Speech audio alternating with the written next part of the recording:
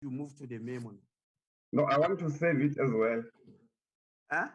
I want to save it. Yeah, save it, please.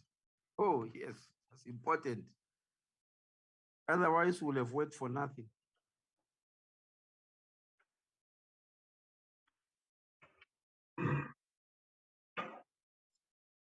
Mm.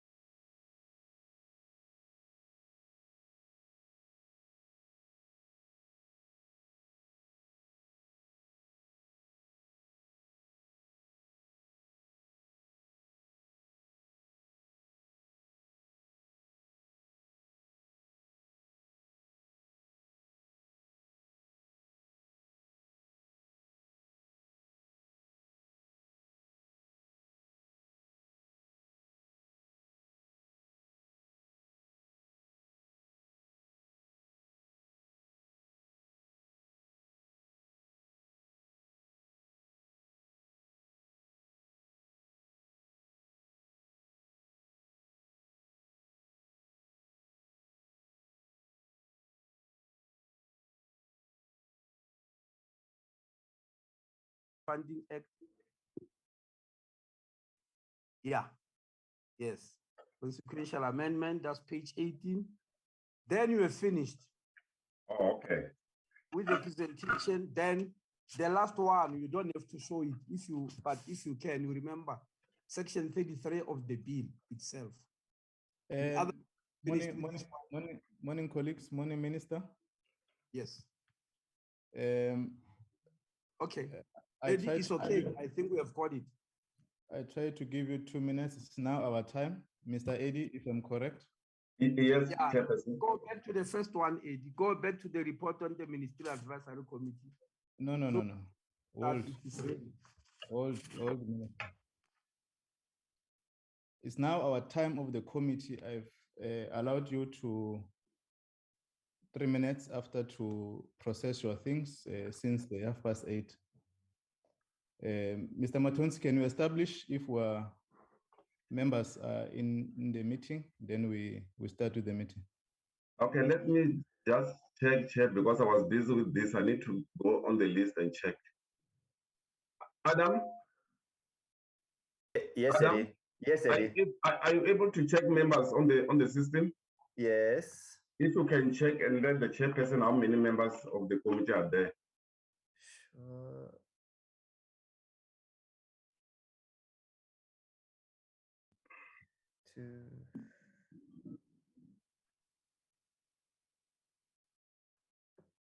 Good morning, Brian. The host was not allowing some members in, so I'm sure by now they should be coming in because I had the same challenge. No, I was busy with the minister, so that's why I was not able to admit members. 5, 6. Yeah, we have a quorum. We have a quorum, Eddie. Okay, Chairperson. Yeah, because you're busy with assisting the minister, did you accepted all members as you are indicating? Yeah, I did accept. Okay. Recording in progress. Can we highlight the agenda, Mr. Matonsi? Okay, just hold on.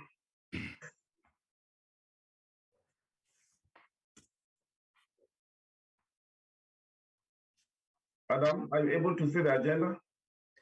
Not yet. It's busy opening.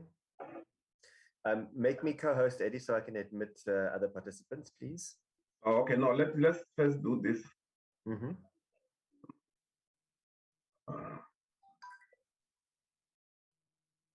Are you able to see the agenda?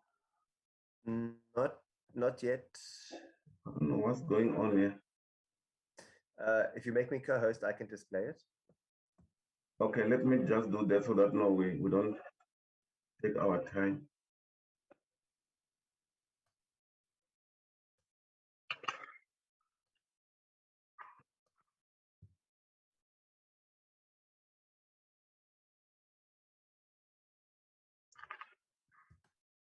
Adam, just fly the agenda, please.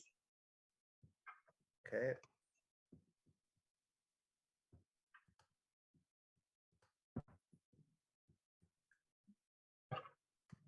Can you, the agenda is displayed, Chairperson. Thank you very much, Mr.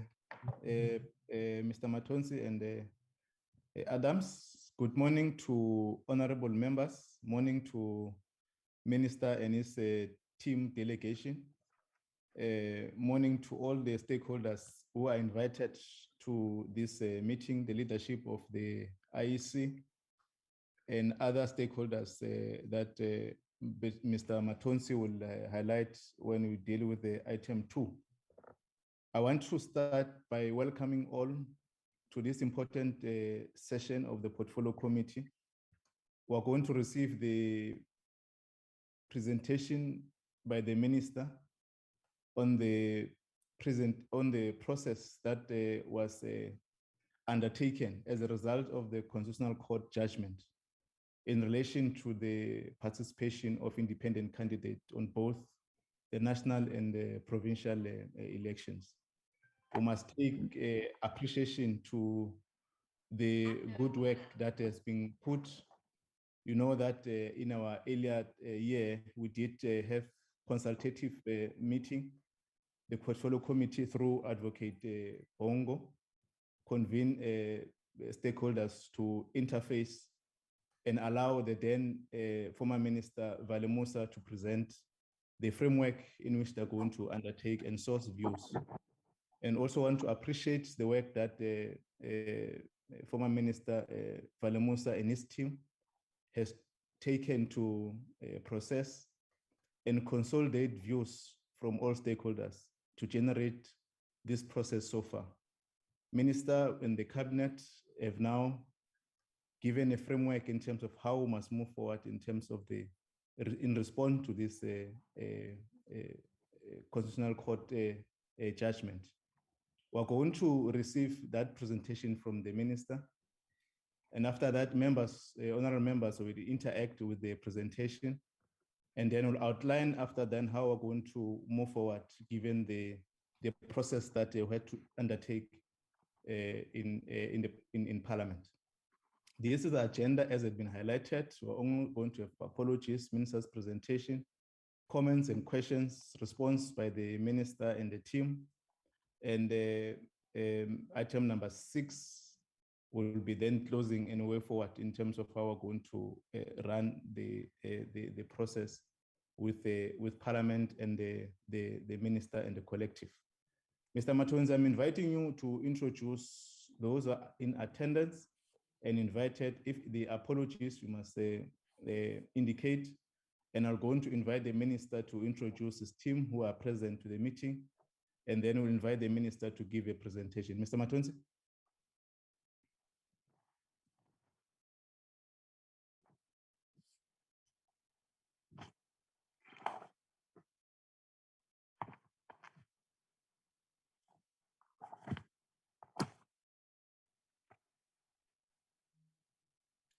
You are muted, Mr. Matonzi. I'm sorry. No, I was saying, Chairperson, for members, there's no apology. I'm assuming all members are in the meeting. And also that there's an apology from the Deputy Minister. That's the only apology that I received. And I wanted to advise members when they speak on the platform, then they should switch on their video where possible, because the meeting is being recorded for a delayed broadcast. It's also on YouTube as well. Thanks, Chairperson. Thank you, Mr. Matonzi. I'm inviting Minister to introduce your team and also if there are apologies. Minister Mtswaledi. Thank you very much, Chairperson. Thank you, honorable members. Let me acknowledge yourself, Chairperson, and members of the committee, and acknowledge the Chairperson of the IEC and his team, and acknowledge members of the team from the Department of Home Affairs. Chairperson, in my team, I've got the Director General of the Department of Home Affairs, Mr. Tommy Makode. He has got a complement of his team from the department. I also have the legal team led by Advocate Bart Lenter, and later on, I'm sure we'll show the members. Advocate Bart Lenter, Senior Counsel, History, Junior Counsel, they are also here. I want to extend an apology from Minister Vali Musa, who was supposed to have joined the team, Chairperson. Unfortunately, today is an annual of NETLEC. As you know, he was doing a lot of works for government. He was also chairing the Presidential Committee on Climate Change, and is going to give the report to the NETLEC together with the Deputy President. It's something that was arranged long ago. There was nothing you could do. He said I must extend his apology. Yeah, there we are, Chairperson. Thank you very much. Thank you, Minister, for that acknowledgement. We also have the legal team of Parliament. You are all welcome, members. The community of Home Affairs, as per the acknowledgement of the Minister. Minister, we're inviting you to give a presentation to the meeting, as we have outlined in our opening remarks. Minister Mtswaledi. Thank you very much, Chairperson. thank once more for giving me the opportunity. Matonzi, can you go to the first presentation? Members, I've got 3 documents for you here, which I have submitted to Parliament a week ago. Firstly is the report of the Ministerial Adversary Committee on Electoral System, the report that was drawn by Mr. Vali Musa and his team. That is the first document. The second document which I've presented is a memo, a memorandum on electoral amendment bill, because the legal team has prepared the bill, but instead of going through the bill, I'm going through the explanatory memorandum. I'll take you through that. And lastly, on the bill, I'm just going to highlight the very, very last section of the bill, which is section 34. I'm going to highlight something on it. Those are the 3 documents. Can we start with the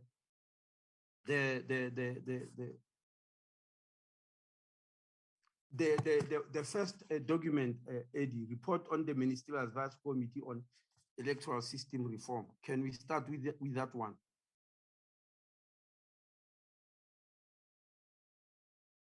Can you flight it? Yes.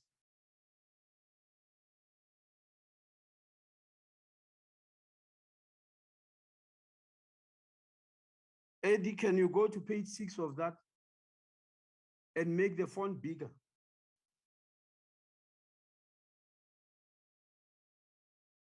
Are you able to see it?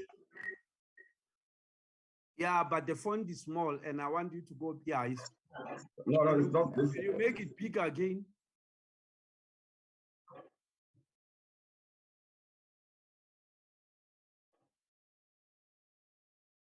Okay, let me.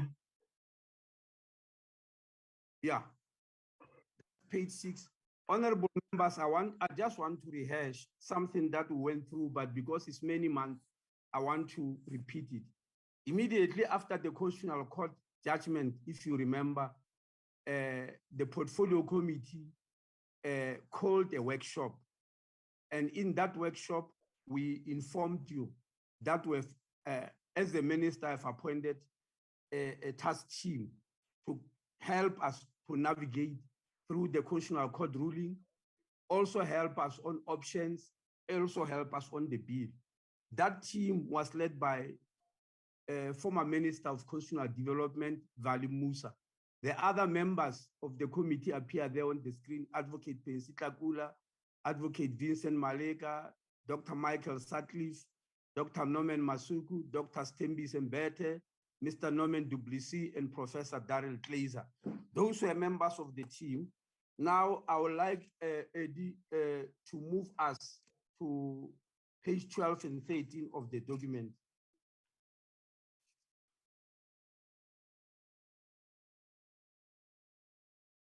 Yes.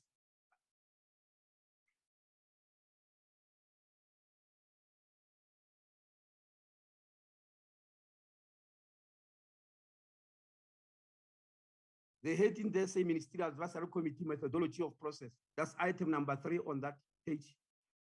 Okay. 12, yes. Yeah, yes, yes.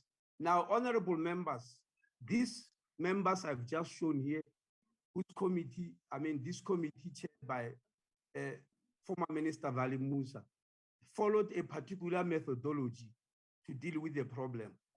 Firstly, they dealt with the principles, and there are 10 of them, and it's important for me to go through them.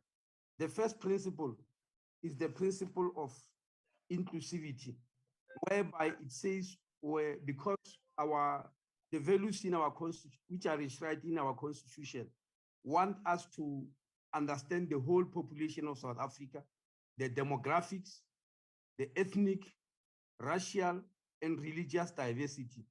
And this remains a significant value 27 years after apartheid, the principle of including everybody and leaving nobody behind. The second principle is fairness.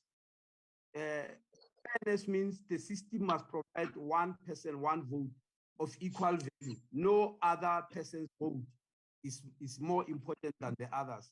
Then the principle of simplicity, which I also want to listen to very carefully. Can you move over to simplicity, please? Yes. Meaning a balloting process that must be understood and reduce incidence of spoiled ballot papers and also contribute to the credibility of the elections. You are aware in the past elections, the IEC announced a lot of spoiled papers. Can members mute, Chairperson? Sorry, Minister Mutsalet. Members, can you mute so that we don't disrupt the presentation?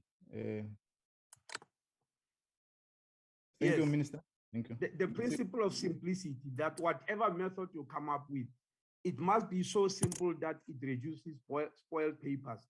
And then the issue of accountability.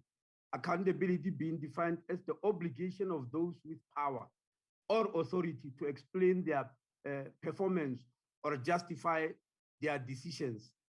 Then the issue of gender equality. Gender equality, you are aware, is a principle that we've been working very hard as a country, even internationally, to try and acquire. And that's why even United Nations at some stage praised South Africa as one of the top countries when it comes to issue of gender equality, meaning allowing women specifically to occupy certain positions in society, which you know before 1994 was very difficult. Now we are saying, because of the checks and balances that we have put up since democracy, we must not come up with anything that will reverse the gains of gender equality. It must always be there. Then proportionality. Proportionality is something that is imposed upon us by the Constitution. Section 46, subsection 1D of the Constitution dealing with the National Assembly, and section 105, subsection 1, subsection D of the Constitution dealing with a provincial legislature said, whatever you do in terms of putting up systems to acquire seats in both the National Assembly and provincial legislature, it must end up in an overall principle of proportionality. So whatever new method we come with, that proportionality must be there.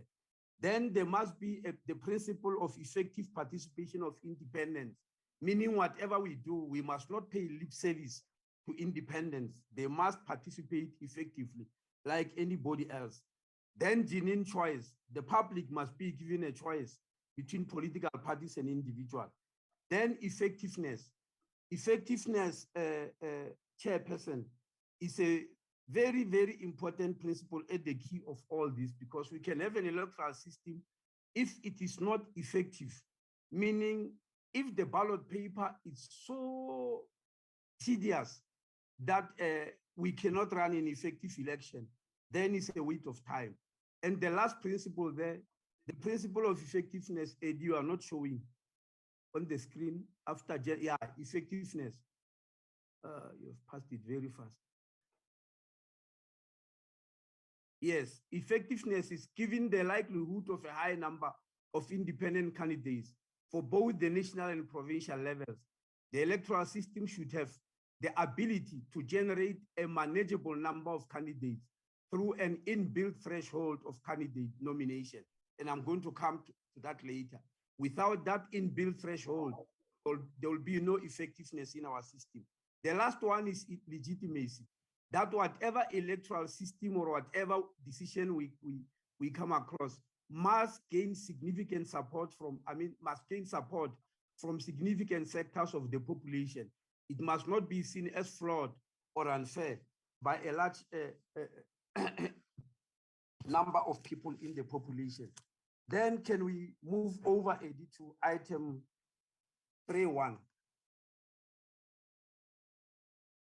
3.1. Oh, no, I've just passed that. 3.2, sorry, yes. Review of documents, yes, 3.2, yes. Review of relevant documents. The Ministerial Advisory Committee, Honorable Chair, went through several processes, including reviewing documents. And I'm putting on the screen the documents that were so reviewed. Firstly, the South African Constitution. Secondly, presentation of Home Affairs Committee of Parliament. This was the presentation which the committee did at the workshop, which I spoke about immediately after the Constitutional Court judgment. Then there's a private members bill, the Electoral Law Second Amendment Bill, which in brackets we say is a COPE bill because it was submitted by Honorable Terra Lekota, a member of COPE.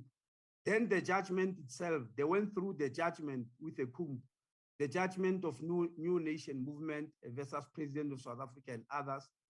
And from there, they looked at the Electoral Task Team report of Van Zyl Slabbert. You may remember that there was a process in 2002, which reported in 2003 to Parliament, which was chaired by Van Zyl Slabbert to look at electoral reforms. That document was studied. And then another document was the 2017 report of the higher level panel on the assessment of key legislation and the acceleration of fundamental change. If you remember, that team was chaired by former President Kgalema Motlanthe. And then Home Affairs submissions on the electoral system reform. You may remember that we submitted this to the Portfolio Committee, where the Home Affairs Department studied electoral system in 15 countries around the world, including 5 on the African continent. That document was also looked at. Then follows the issue of public consultation. That is on 3.3 AD. Yes, 3.3, yes. MEP consulted with key stakeholders who will be directly and indirectly affected by the outcome of the exercise. There's a detailed report at the end of this volume Musa report that shows political parties that were consulted, civil society organization, organized business, organized labor, academia, both local and external, research, outfits and think tanks, faith-based organization. They are there on an annexure. I don't have to repeat them in order to save time, but all those were consulted. Can we move over to page 15? Yes. Now, during the consultation, there was an overview of the emerging electoral system options. This just deals with the perspectives of stakeholders. Some of them say, no, we need Van Zyl Slabbert. Others say, no, we need constituencies. Others say, no, let's keep what we are having. There were lots of things that were perspectives of members. But what I want to show you, which is very important, is on page 17, after number BAD on page 17.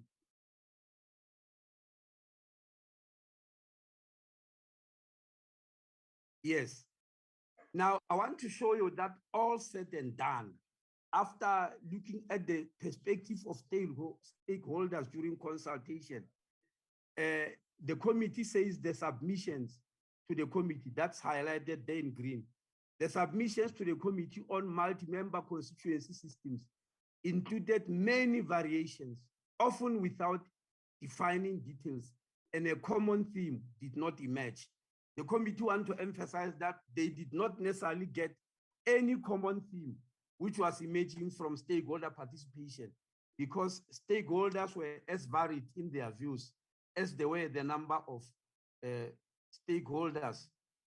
So can we then, having said so, what then did the committee do? Can Eddie go back to page 7 on the options? Having no emerging consensus, what did the committee decide? The committee then decided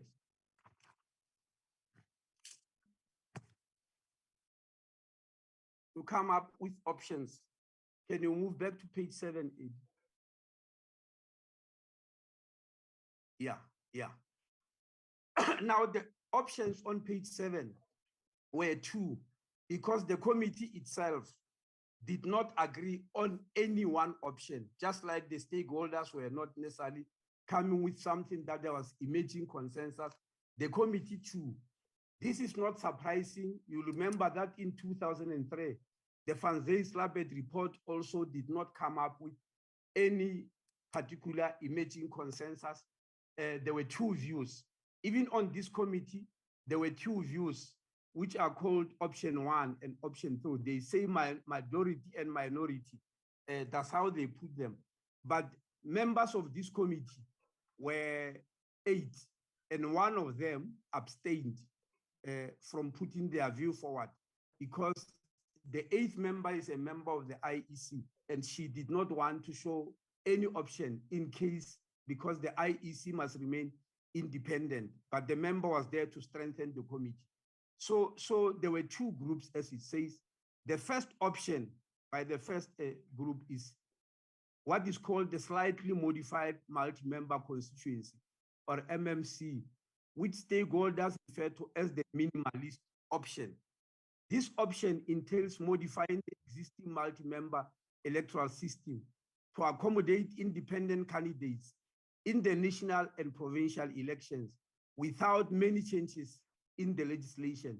Those in favor of this option believe that it does not interfere with the constitutionality required general proportionality principle and is the best option for ensuring inclusiveness, gender representation, simplicity, and fairness for independence. Now, the second one, option 2, is called a mixed member model incorporating single member constituency. This option entails combining the first past the post proportional representation, making it a mixed member proportional system, resembling the current local government election system, albeit with some improvements. In other words, in this option 2, you are going to have two systems. The first one is first past the post, more or less like what is done in countries like England, where during every election, every corner of the country is part of a constituency, and one person stands in that constituency and is called first past the post, because whoever is number 1, regardless of the number of votes they got, as long as they are number 1, they are the ones who comes in. It's also called the winner takes all. So it is in option 2, they say we must do that option. It involves electing MPs from 200 single member constituencies and the remainder from a single national multi-member constituency, meaning we have to divide the country into 200 different constituencies, which up to now do not exist. It means we must start them from the beginning and start dividing each and every corner into constituency back to back. Thus, voters will vote for a single MP to represent them in the single member constituency. That is their first vote. And for a party to represent them in the single national multi-member constituency based on competing for closed party list, and that is their second vote. Those people who favor this option also believe that it does not interfere with the constitutionally required general proportionality, which I've said earlier on. And they also believe it's the best option for ensuring inclusiveness, gender representation, simplicity, and fairness for independence. Having looked at and studied all these two systems, the Department of Home Affairs went to Cabinet and recommended to the Cabinet to accept option 1. And Cabinet debated it on 2 occasions in a Cabinet committee and also in the main Cabinet itself, and finally released the documents to Parliament with option 1 as the option. And that's what I'm going to be presenting to you. But as you know, as members of Parliament, you have got 2 options there. You can look at them. But for our purposes, we thought option 1 will better suit the situation as it is in South Africa. Now, I want to leave this document. You will go and study it, and then go to the memo, which was prepared by the legal team led by Senior Counsel Batlenta. Can you go to it, Eddie? Yes. Start right from the beginning. Yeah, that memo, instead of, it's trying to avoid us having to go through the bill section by section. We are aware that members of Parliament are going to do so. Every bill that is passed into law in Parliament, you go through it section by section. but that's not what I'm going to do. Can you move over? I want to show members of the team there. No, can you move up? Yes. There, Stephen Butlander, Senior Counsel, is the leader of the team. Junior Counsel, Salom Manganye, and I saw her name on the screen, Michelle Dibie Mfundo Salukazana. This is the team which finalized this document, which was presented to Parliament on the 25th of November. Can you move over to page 4? Page 4, section 11. That's where I want to start my things. The others are just really introduction. Now, the first thing the committee want to emphasize that the judgment, the Constitutional Court judgment, makes it very clear, and is on section 15 of the judgment, but is section 11 of this memo. It made it very clear that as to which electoral system better affords the electorate accountability is not a subject of this court judgment, because that is territory of Parliament. The pros and cons of this or other systems are best left to Parliament, which in terms of section 46(1)(a) and 101(5)(a) of the Constitution has the mandate to prescribe an electoral system. In other words, it's only Parliament, not the court of law, that can prescribe an electoral system, and said the court makes it very clear that they are not going to do that. Parliament will decide. But the court emphasizes on section 12, if you go to number 12, that whatever we do, it must end up in proportionality, as mentioned in the Constitution. Can we move over to section 13, item 13, Eddie, on the same page? Yes. Item 13 says we should also emphasize that while the details of the electoral systems are left to Parliament, in addition to the requirement mentioned above, any electoral system must satisfy a minimum threshold of constitutional rationality. What it means is that a required rational connection between a scheme adopted by Parliament and the achievement of the legitimate government purposes must be struck. Can we move over to item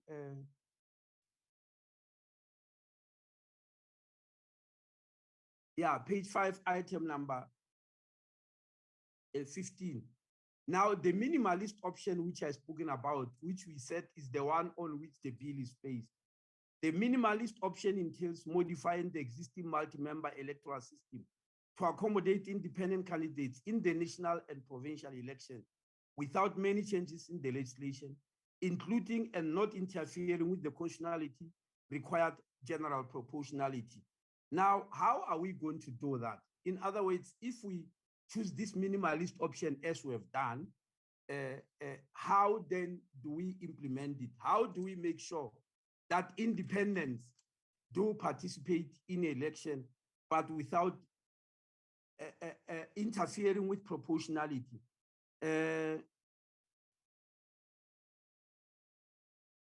understanding of that is when you go over to item 17.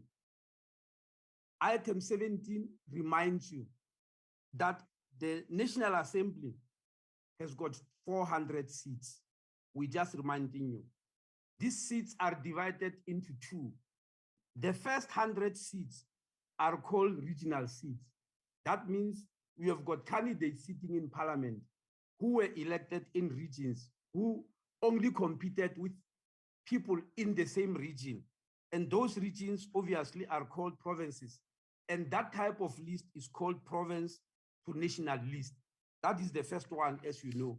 The second one are 200 seats, which in the present lingua we call national to national list, where political parties compile lists of their members, 200 of them, and send them to Parliament. Now, in this new model, we want to call that compensatory seats. That means after having 200 seats from regions, you compensate with another 200, which are coming from political parties. Now, In respect of the 200 regional seats, it actually shows how the seats are going to be contested there. Now, in order for you to understand, the model says we take each region or province, and I want to use the word region from now onwards. I won't use province because there are also provincial legislatures. They will confuse you. We'll call it a region, but in essence, a region is the present province.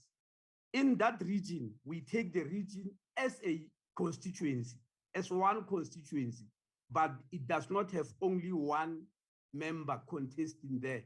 It's many members, multi-member constituency. In other words, many seats in that particular region will be contested by both independents and political parties. As to how many seats they will be contesting, how many seats in each region, that will be determined by the IEC using the population of that particular region, which at the present moment is a province. And then every independent and every political party member will contest for those seats in that region. Whoever reaches the quota of a number of seats, which I'll demonstrate to you later, then will go to national parliament. That is the first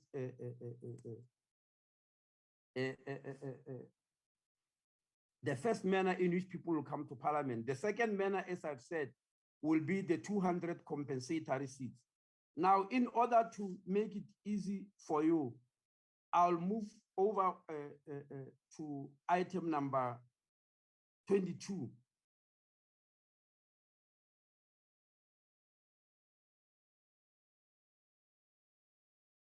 Or maybe let me start with 20.2, 20.2 AD, because it's very important. I want to explain something here that is very important, yes. As with 200 regional seats for the National Assembly, an independent candidate will be elected if they meet a relevant quota for seats. That means a certain quota for seats will be determined and say, if you reach this quota, you now get one seat. Now, the problem is once an independent candidate secures a seat, any additional votes they receive will be discarded and a new quota will be determined. If we say to get a seat in a particular region, you need to have 10 votes and you acquire 30 votes, it means the 10 votes will give you a seat and the other 20 votes will be discarded, unfortunately. This is one issue that's going to be debated a lot. And if I go to 22, yes, item number 22 there, it says, we know that in virtually any system of this sort, there's always the occurrence of what might be termed wasted votes. In other words, whatever you do in this type of system, once you use it, there will be the concept of wasted votes. And they are giving an example there, which I've already given with 10 and 30, but they are giving it with 50,000 votes and 40,000 votes. So I'll leave that one and go to 22.2. It says whatever you do, even if you discard votes, it is still permissible in terms of the Constitution. There's nothing unconstitutional about it. Now on 22.3, the authors are warning that while it is not currently part of South Africa's current system of national and provincial elections, wasted or lost votes are a common feature of many other electoral systems, including single-member constituency systems, which I've mentioned earlier on, the first past the post. All those systems around the world, there are votes that are said to be wasted because they are not going to be counted. But it says on page 22.5, I mean on item 22.5, if candidate X considered that he will get so many votes that they'll cover 2 seats, then that person must form a political party to run for multiple seats rather than running for a single seat as an independent. The argument there is that some people will argue that, look, why do we waste votes for independents? If the independent can acquire more than 1 seat through their votes, why can they not given those number of seats? The argument here is that if you acquire or you want to acquire more seats, Then you form a political party, because it's political parties that get more than one seat, not independents.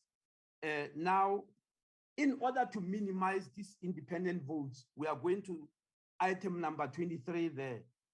In order to reduce the extent of wasted votes, the team is proposing that the seats be allocated in 3 rounds, 3 different rounds, which are defined on item 23.2, 23.3, and 23.4. They are outlining the 3 rounds of allocating seats. Now, let me not go through those items, but move over to item number 25 of a hypothetical election. In other words, rather than just mentioning abstract things to you, I want to do it practically and demonstrate it practically, which is on page 10 of that document. Is written hypothetical. Yes, yes. Can you go to 26? Yes, it starts with 26. This hypothetical election was taken from Gauteng legislature in 2019. We are using the Gauteng region as a demonstration, but want to demonstrate with what happened in the Gauteng legislature in 2019. In essence, the Gauteng legislature got 78 seats at that time. As you all know, since 1999, they've been having 78 seats. But we want to use 80 seats to make the demonstration easier and the calculation easier. So those who know their story must not say I'm making a mistake. We are choosing 80 seats, even if we are choosing Gauteng to demonstrate. During that particular year, there were 4,400,000 votes cast in Gauteng. Now, in this method we are using, let's go to the table there on item number 28. After the 4,400,000 votes were cast, Party A got 2,400,000 votes. Party B got 1,445,000 votes. Party C got only 146,000 votes. Party D got 48,000. But independent number 1 got 220,000 seats.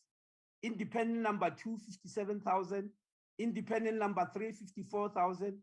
Independent number 4, 20,000. Independent number 5, 10,000. So there are independents here who got even more than political parties. They got more than political party D and C, as you can see there. Now, how do we allocate seats in the first round? With that result, we move to item 29. We go to the first round. If you look at the bill, which has been submitted to Parliament, Schedule 1A, item 20 of the bill will outline this, but I'm going to explain it. Eddie, can you move it upwards so that we are at item 29? Yes. Now, Schedule 1A, item 20 of the bill is going to define this. How then do we allocate the seats? Firstly, we said there are 80 seats. Secondly, there are 4,400,000 votes. So what is the quota of seats that will make you, of votes that will make you get a seat? Well, if you divide 80,000 into 4,400,000, you get 55,000 votes, which means to acquire a seat in the first round, you need to obtain 55,000 votes. And so if we have to do that, now I want to mention it up front. The first round is for independents. Sorry, I nearly left that important fact. The first round is for independents and independents only. No political party is going to get a seat in the first round. We are giving an opportunity to independents for very obvious reasons to be able to enter Parliament. So we start by giving them the seats. And as I've shown there, dividing 80 seats into 4,400,000 votes will give you 55,000 votes. So any independent that gets 55,000 votes will get a seat in lieu of those 55,000 votes. As you can see from the table that we've showed, independent number 1 got 220,000 votes. That is 1 seat. Independent number 2 got 57,000 votes. That is also 1 seat. because it's 2,000 votes more than the quota of seats. So that is round number one. The other independents did not reach 55,000, so they get nothing. We now move to round number two. It is on it is on section on item 30. Yes, that is the second round. Can it, yeah, take it upwards? Yes, that is the second round. If you look at the bill, Schedule 1A, item 21 in the bill outlines this. As you have already seen, Independent 1 and Independent 2 have already received their seats. So their votes are discarded. In other words, their total votes are taken out because they've already acquired a seat. You can't acquire more seats with votes that have already acquired a seat. So you discard them. In other words, you discard 220,000 votes and 57 of Independent 1 and 57,000 votes of Independent 2. You discard them.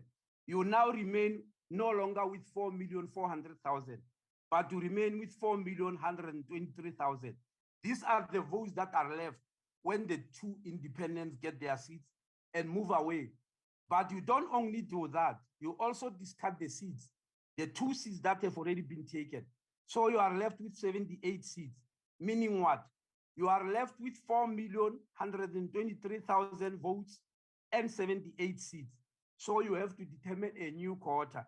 And a new quota will be determined by dividing those 78 seats, remaining seats, into 4,123,000 votes.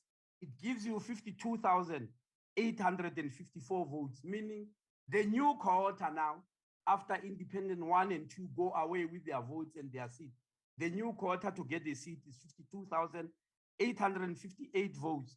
As you go to the table now on 30.5, you realize that Independent number 3 also get a seat because he has got 54,000 votes and the quota for a seat is only 52,858. So that one get a seat. Independent number 4 gets nothing. Even in the first round, they got nothing. Even in the second round, they still get nothing. Independent number 5 also get nothing. Then we move to the third round. The third round, which is shown on item 31. That round is now for political parties. That means all independents go away with their votes, with whatever number of seats they obtained, they go away, they leave political parties to settle their scores now. Now, if the independent must go away with their votes, when you add the votes of all independents, not only Independent 1, 2, 3, including even 4 and 5, who obtained no seats, but when you calculate their votes, they will number 361,000. You subtract all those because no political party got those votes. They belong to independents, whether they won a seat or not. So you now subtract them. You remain with 4,039,000 votes there. The 4,039,000 votes are votes that were cast for political parties, and they are votes with which political parties must get a seat. But when you look at the seats that were taken, you realize that there are 3 for Independent 1, 2, and 3. Each one got a seat. So you are remaining with 77 seats, which means then the political parties are fighting for 77 seats, no longer for 80 seats as it was in round 1. Now, the method used there to calculate the seat is called the Drup quota. There are many methods. These are mathematical methods. There are many methods used internationally. One is called Imperial quota. The other is Harare quota. This one is Drup. The Drup method is the one that IEC is using at the present moment. You might not be aware of it, but that's how votes have been calculated since the dawn of democracy, since IEC came into being, I mean to say. And so there are 77 seats there, but we are not saying 77 dividing into the number of votes. We are saying 77 plus 1 because it's the Drup quota which must ensure proportionality. Now, using that Drup quota, how do political parties get their seats? Look at the table there. Eddie, can you move to table 31.5? Yes. Look at the table. Party A got 2,400 votes, it gets 45.75 seats. Party B got 1,445,000, it gets 27 seats. Party C got 148, it gets 2 seats. Party D got only 48,000, it gets 0.91 seats. Now, if you calculate all those seats I've shown, you realize that there are 74 seats, which means there are 3 seats that are surplus. How then do you allocate them? You allocate them there on 31.7 using the Drupe quarter method. I don't want to repeat it, but using the Drupe quarter, you come to section 31.8. You realize that party A then gets 46 seats. It got 1 more seat after the calculation because of the Drupe quarter, because it got the highest number of seats. And then party B will get 27, party C will get 3, party D will get 1. That is what the Drupe method produces. So the final tally is on section 32, as you can see on that table, where party A now has got 46 seats, party B 20. Can you move to that table? 32, Eddie? Yes, that is the total number of seats, with party C getting 3, party D 1, independent 1 getting 1, 1, 1, 1, and then the last 2 independent getting nothing. That is the total tally in this method of allocation of seats. And so the seats are allocated. Those people all go to parliament. Party A will send 46, party B 27, party C 3 from that particular region.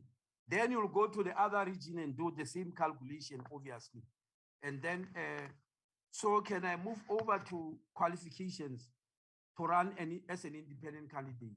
Now, earlier on, we spoke about effectiveness of our system. Now, we can't just say any human being, and I'm not undermining human being or South Africans, but you can't just say any one of them can be a candidate. There has to be qualifying criteria. The qualifying criteria are determined on item number 35. We are asking Parliament to adopt the following criteria. On item number 35, there are 3 of them. Number 1 is residential qualification.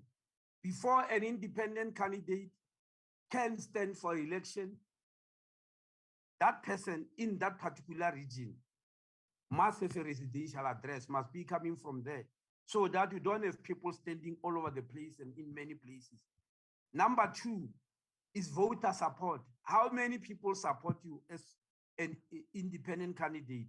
Of the registered voters, how many will second your name to appear on the voters' roll? If it doesn't appear there, then you are not even coming in. In the party I belong to, when we nominate people from branches, certain number of branches must second your name.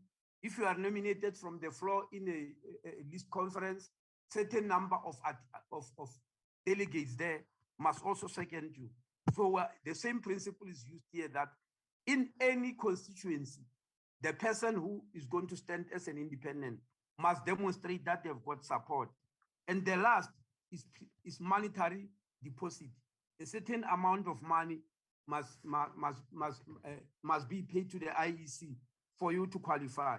Now, on page 37, we want to demonstrate that the IEC will be the one which is charged to determine this criteria. In other words, the IEC will determine how many seconders a person needs in order to appear on the ballot box. They will also determine the amount of money. We are doing this to avoid putting it on the bill, because if we put it on the bill, when circumstances change, we'll have to go to Parliament to amend the bill to meet the changed circumstances. Colleagues, this has already happened before. You'll remember that when the Electoral Act was enacted, Act number 73 in 1978, the act that makes us go for provincial and national election.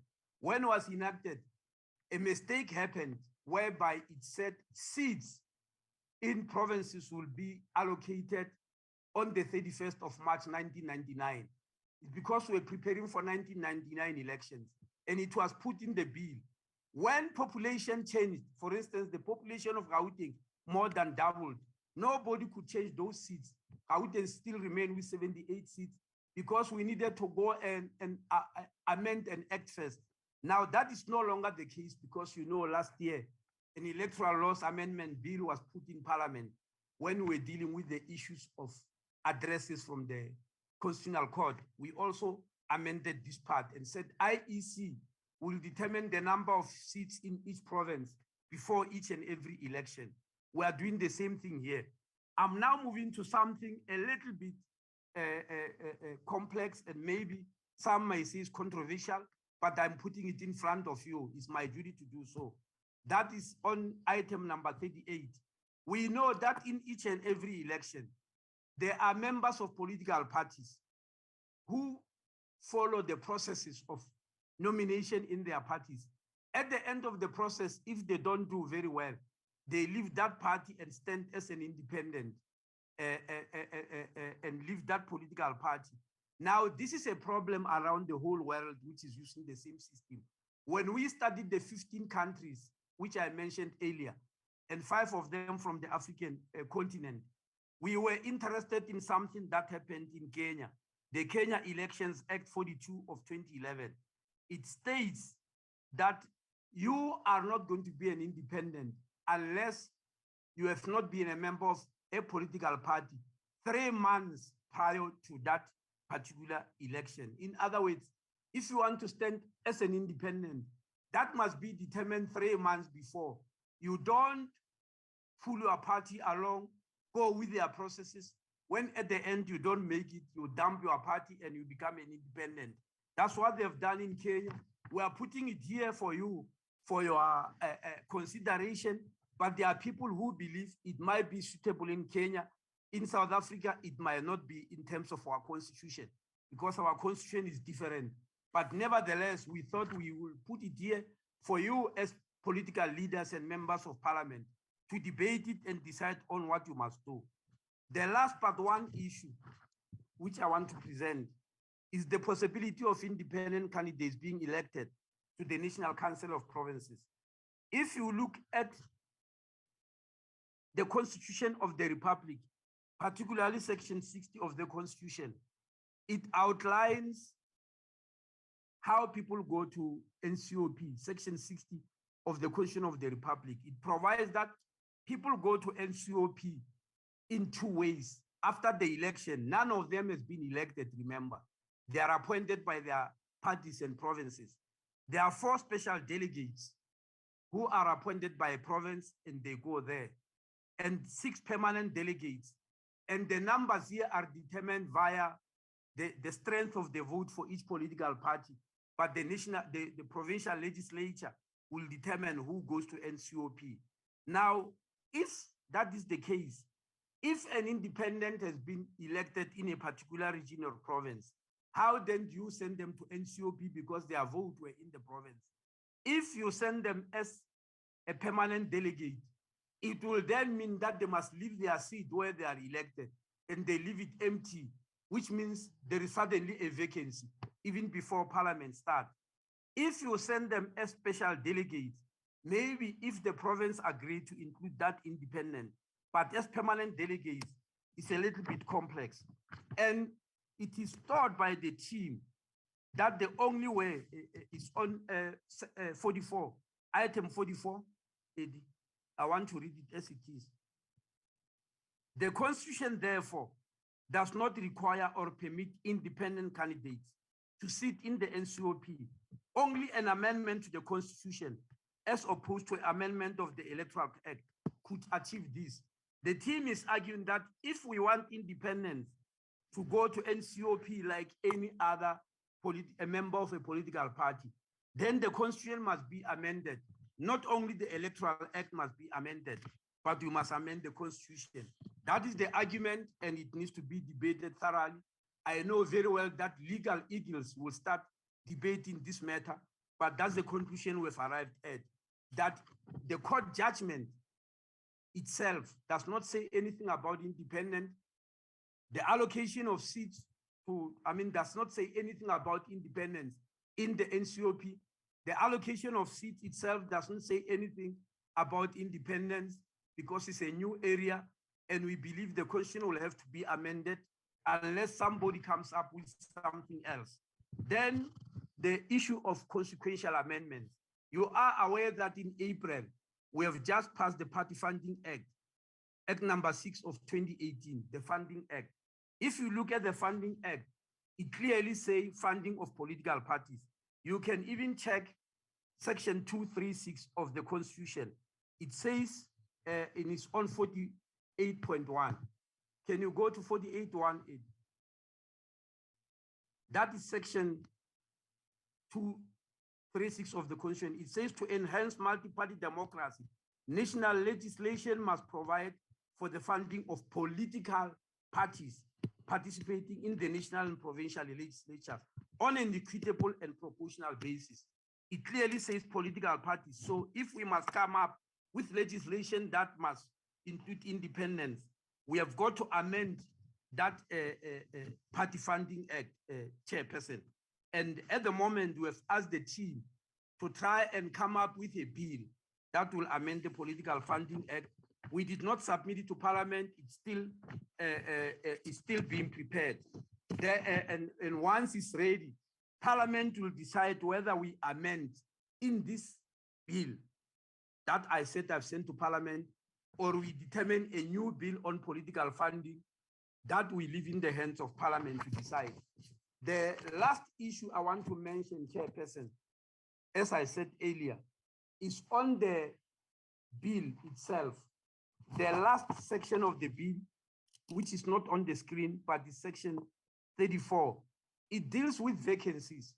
What happens when an independent candidate who is now in Parliament vacate their seats, either through natural attrition, retirement, death, or just resigns for whatever personal reasons and leave a vacancy?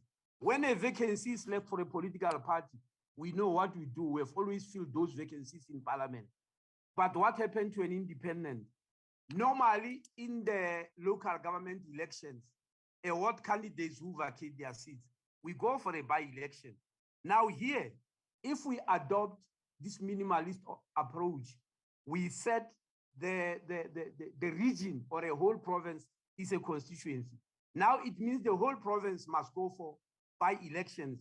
How many by-elections at the province-wide scale are we going to have if we are going to have to replace independent? So as far as the team is concerned, we don't have any practical method of replacing an independent who leaves Parliament. And it might be that the option is that this is left until the next election. Unless members of Parliament argue that come what may, we must go for by-election, in which case then we must be ready to go for provincial elections maybe every year or every few months, depending on when independence leaves. Chairperson, thank you very much. I need to stop there. Thank you.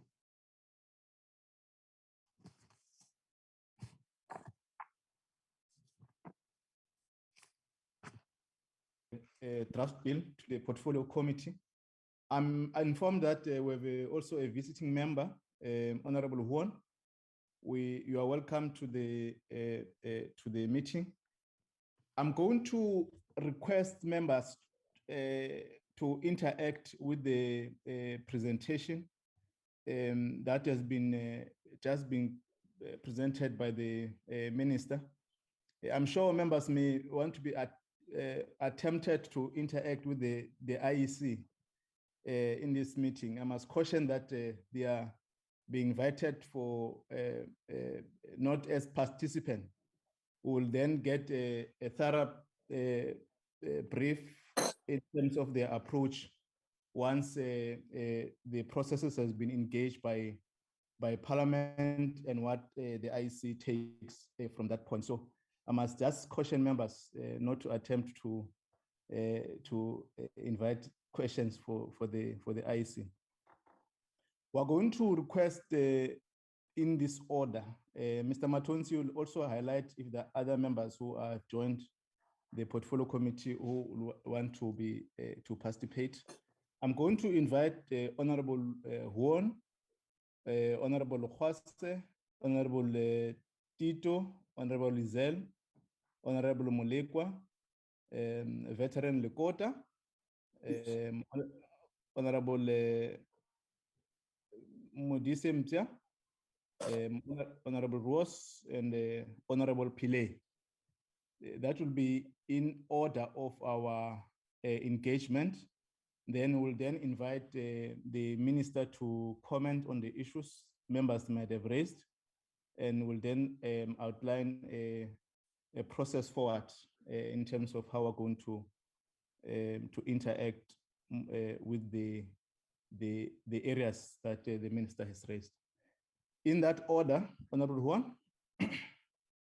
Yeah, thank you, Chairperson, and good morning to all colleagues. Chair, as a visitor, as you pointed out, I've given some comments through to my colleague, the Honorable Ruiz, and therefore I will yield to him so that I don't burden this committee with my inputs. Thank you. Thank you. Thank you. Thank you. We thought, thank you very much for your contribution. Honorable Lokhase.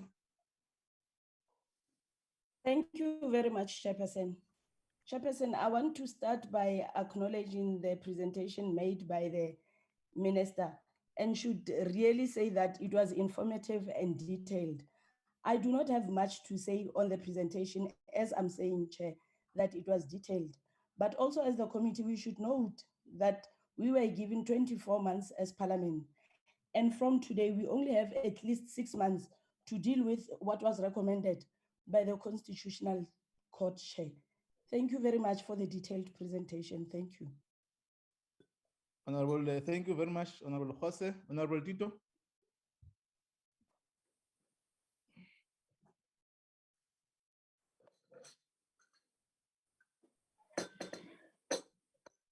Okay, thank you.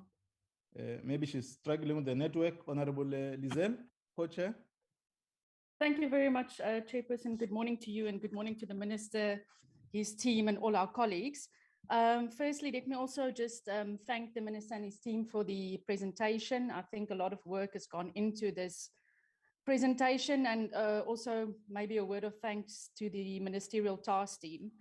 Chairperson, what worries me, however, is the timeframes that we are left with. If we return to Parliament in February next year, we will only have 4 months left to finalize this amendment bill.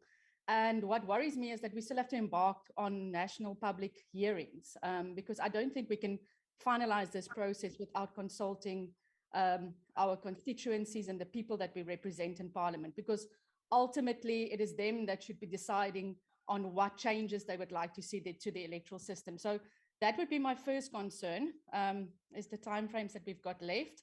Of course, I think from a political party point of view, even though I did discuss the 2 options briefly with my caucus yesterday, I think we will take these presentations back to our caucuses, and then, you know, it will be our parties that will give us direction in terms of whether they prefer the minimalist or the majority report.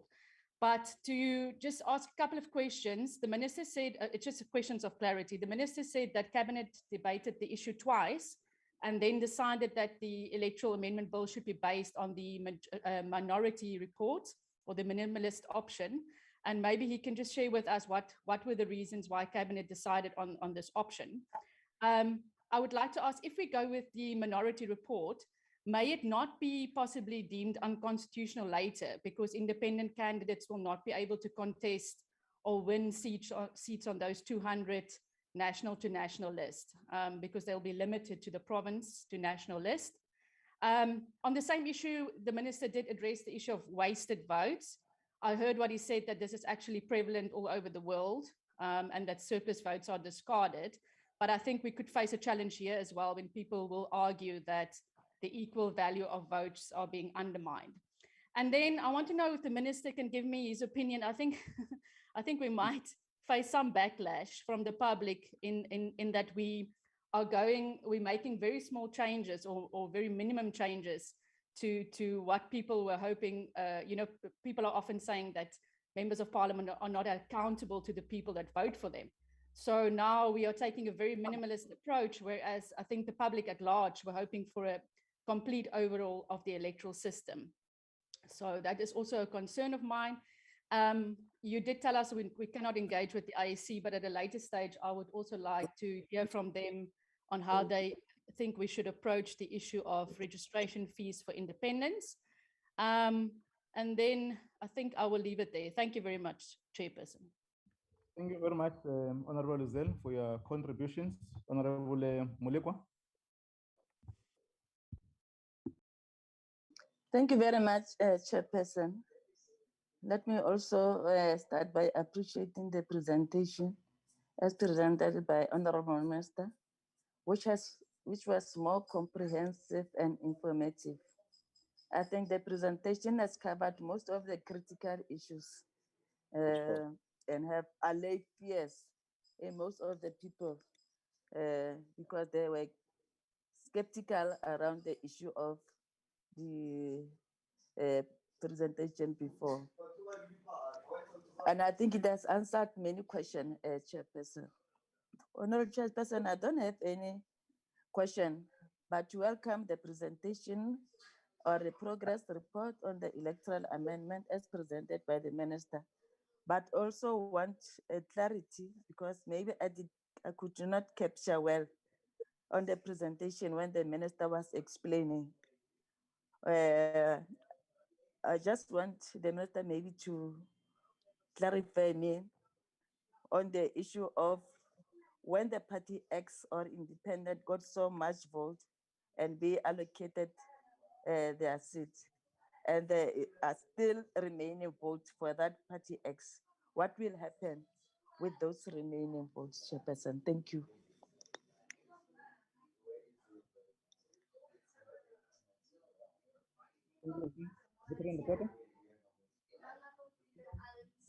You ask members to mute because we're being disrupted.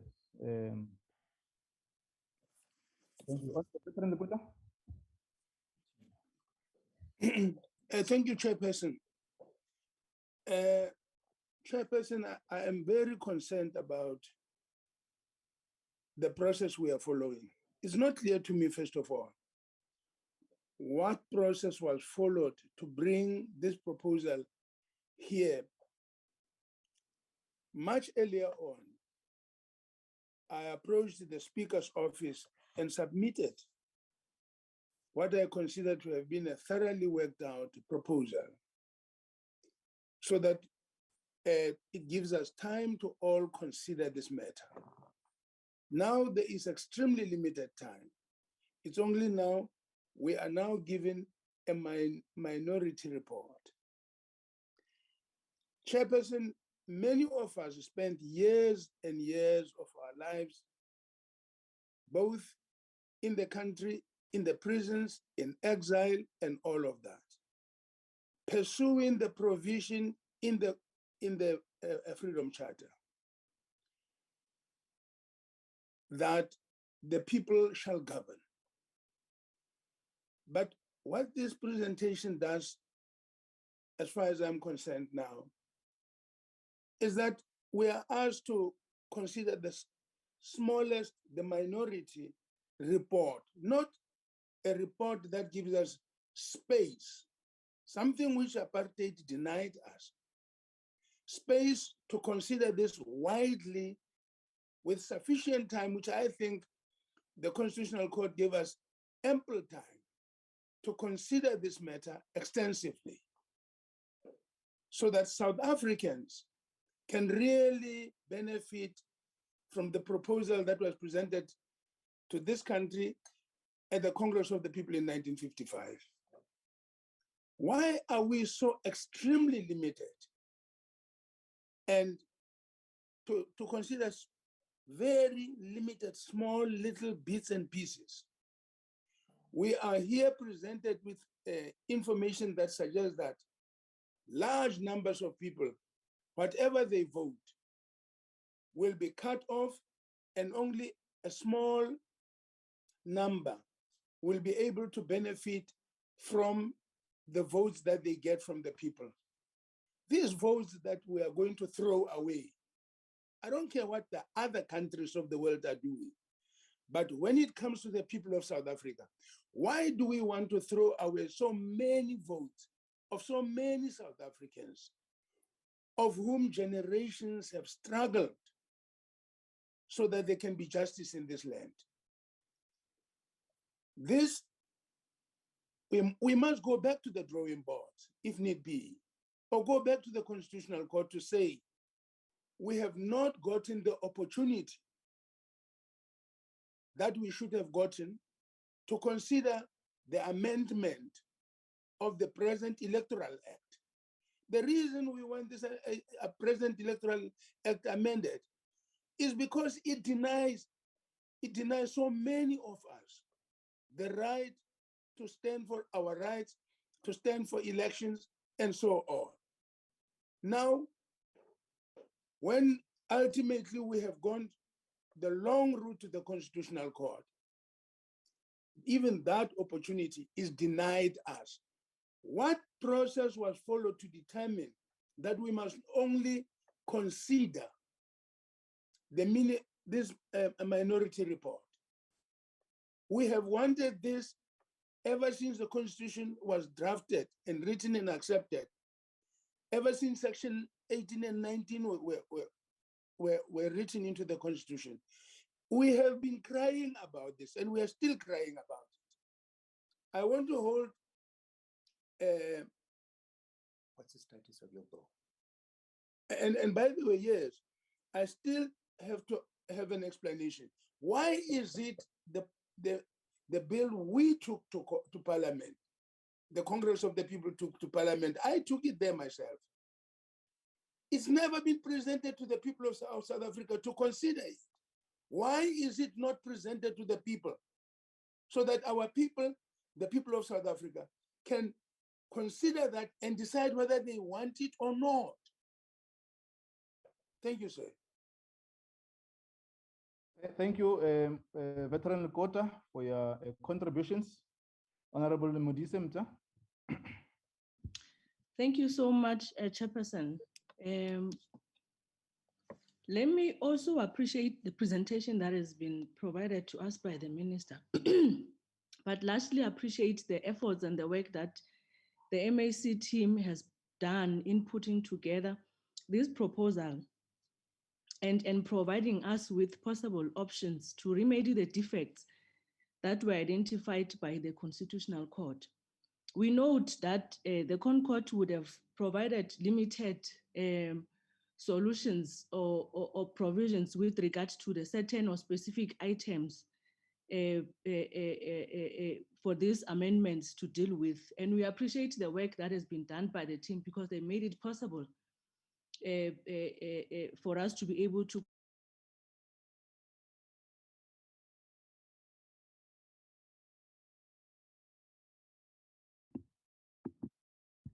We're losing you, Honorable Modise Mta.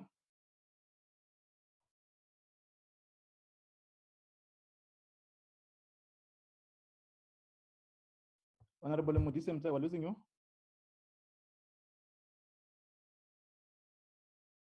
Okay, let's invite the Honorable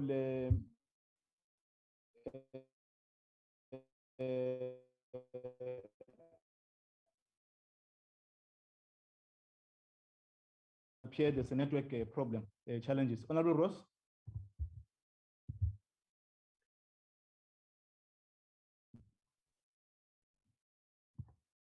Honorable Ross. Chair, can you hear me clearly? Proceed, Honorable Ross. Thank you. Thank you, Chair, and to the Minister for this presentation. As Honorable Lekhwasi has highlighted, we have 6 months to go until the June 2022 Constitutional Court deadline. And although this is being positioned as two options, we only have one draft bill that speaks to the judgment, but ignores calls made 2 decades ago in the Van Zyl-Slabbert report and by the majority in the MAC report. And the common denominator in both of those reports is the public call for direct accountability. And it gives the appearance that the ANC government is trying to avoid direct accountability by putting us in a position where we are squeezed towards this minimalist approach because of a time factor, because it took 9 months for this report to come up and we could have just looked at Van Zyl-Slabbert. And I think the people of South Africa who we represent are going to be disappointed about this false option that we've been being presented with.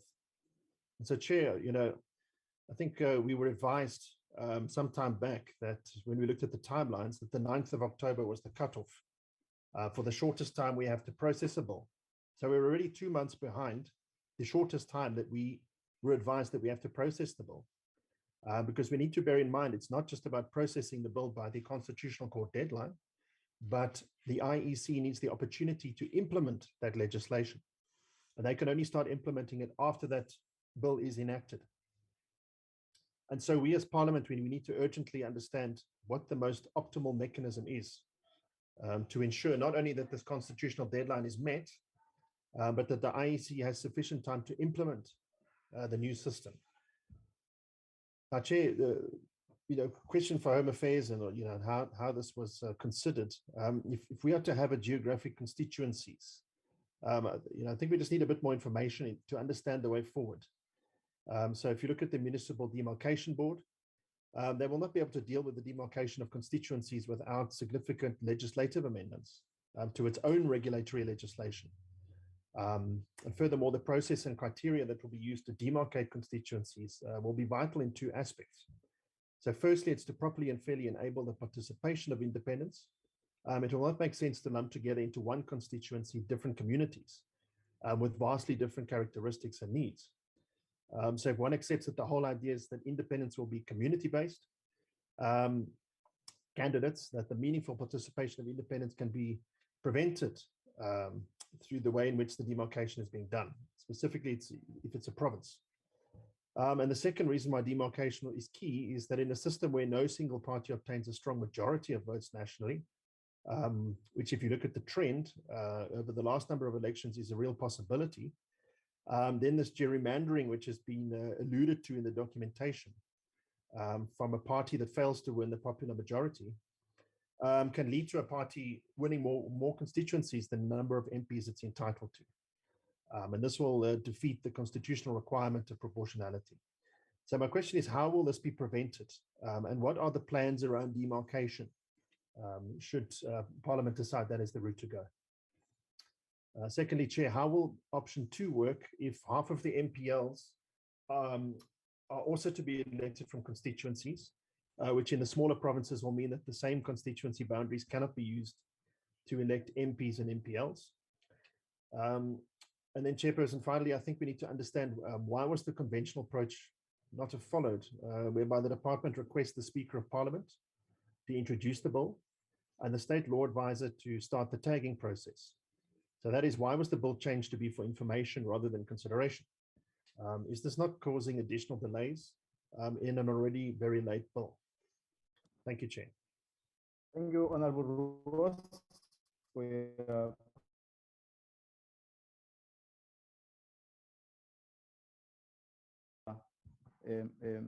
input. Honorable Mudisemza.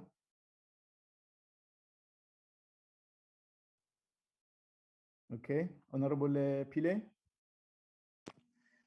Thank you very much, Chairperson. Chair, firstly, I just want to raise on something that's very important to me. And I didn't want to interrupt Veteran Lekota, but I'm not sure if you picked up, Chairperson, that while he was presenting and speaking, that there was somebody else with him in the room and was actually giving him pointers to raise. Now, I think that is seriously irresponsible for a member to be doing that while on a meeting. Secondly, Chairperson, I want to congratulate and applaud the Minister and the team and all of the persons that were responsible for drafting this, also the committee that was set up. I think we've come a long way, we've made progress, and it's important for us to appreciate the work that has been done. And now it really takes you down to the real work. I think ultimately, Chairperson, what is important is that everything that we do has to have reference to our Constitution, and also that we attain free and fair processes. And I think that for me ultimately means that we are living in a democracy that allows for that process. So for us to be able to accommodate this and for us to be able to include this makes perfect sense in terms of free and fair elections. So for me, Chairperson, I just want to applaud that. I don't have any questions at this stage because the process must then unfold. Thank you. Thank you very much, Honorable Pile, for your contributions. I'm not sure if there's still a member who want to contribute. I've tried to invite Honorable Tito. I think she has a problem with the network. And Honorable Mutisemsa. Minister, I'm going to invite you to reflect on the issues that were raised by members, and we'll also take some of the issues that were raised, which were dealt with by the committee collectively, so that we don't establish new narratives that will defocus the work that we're engaging on, and that we will engage on to meet the Constitutional Court deadline. So, Minister, you're invited to respond or comment on some of the issues or all the issues in the main that members have raised. Minister Mtsoaledi?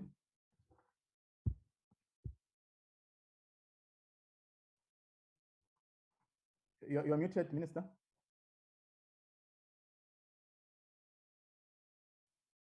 Sorry, Chairperson. Let me disabuse the committee from some of the issues that they are thinking. For instance, it is generally believed that we should implement the Fanzes Labet report. This presentation we've put here today is a big improvement on the Fanzes Labet report, because the Fanzes Labet report of 2002 is a 31-page report. In that whole report, I've never seen, and unless somebody can correct me, and I'll apologize for that, I've never seen the word independent mentioned. There was no intention to have independence and contest elections under that report. The thing it brought along was the issue of constituencies.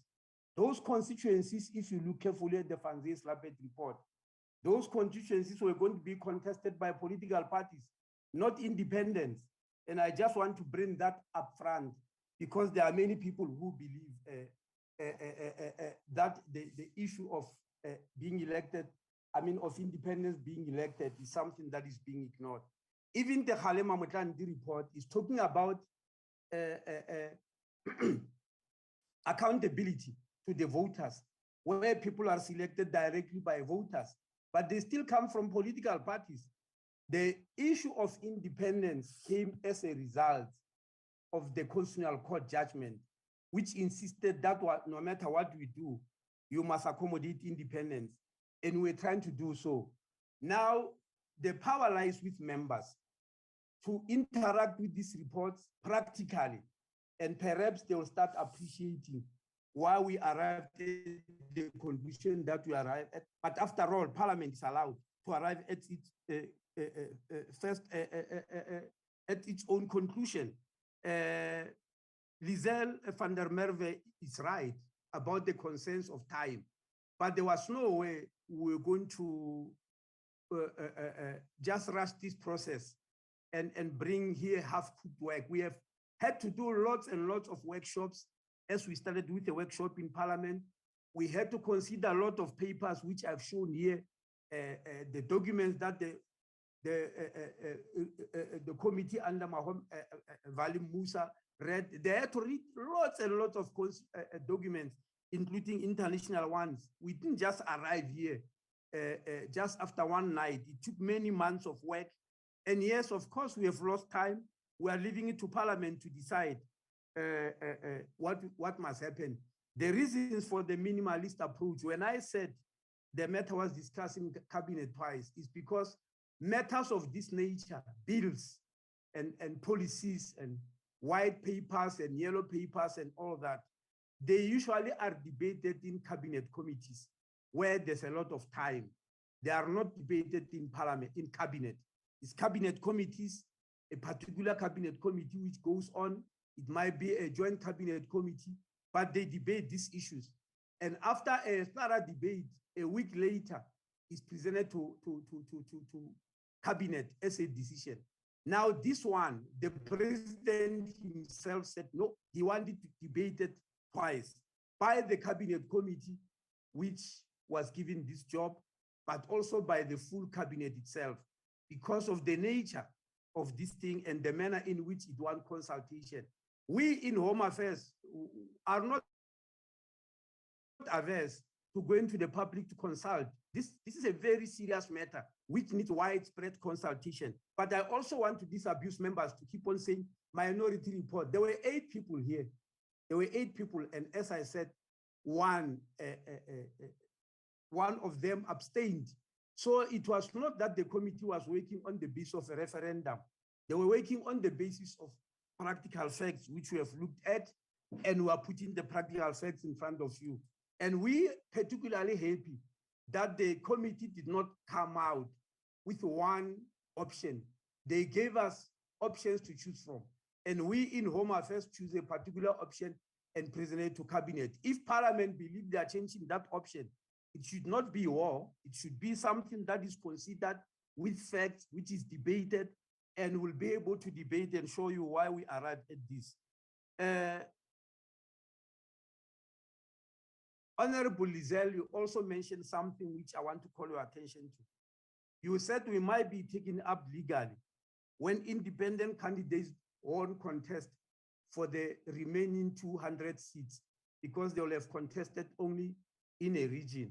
I want to assure you that even if you choose option 2, it will come to the same.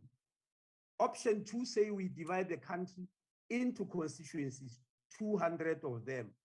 And a member of a political party or an independent will stand in one of those 200 constituencies around the whole country. But the second list, it says, are people who come straight from political parties in proportion. Now, in those people who come with proportion, independents will still not participate. So whether you choose option 1 or option 2, in terms of participation on independence, on the compensatory list of 200, they will still not be able to, unfortunately. And the team, the Valimusa team, did not give us any third option where they will. So I just wanted to emphasize that whether you choose option 1, minimalist, or option 2, independents won't participate in the compensatory list because that one is only for political parties in real practical terms. Now, Honorable Ruos, you are right. At the present moment in our legislation is the Municipal Demarcation Board that demarcates the country into what, into various constituencies for the sake of local government elections. They demarcate municipalities, they demarcate wards, they demarcate metros, etc., etc. That came through legislation. If we must go to option 2, we must go back to change the legislation or decide in an amended legislation that the Municipal Demarcation Board can also demarcate the country for the purpose of national elections.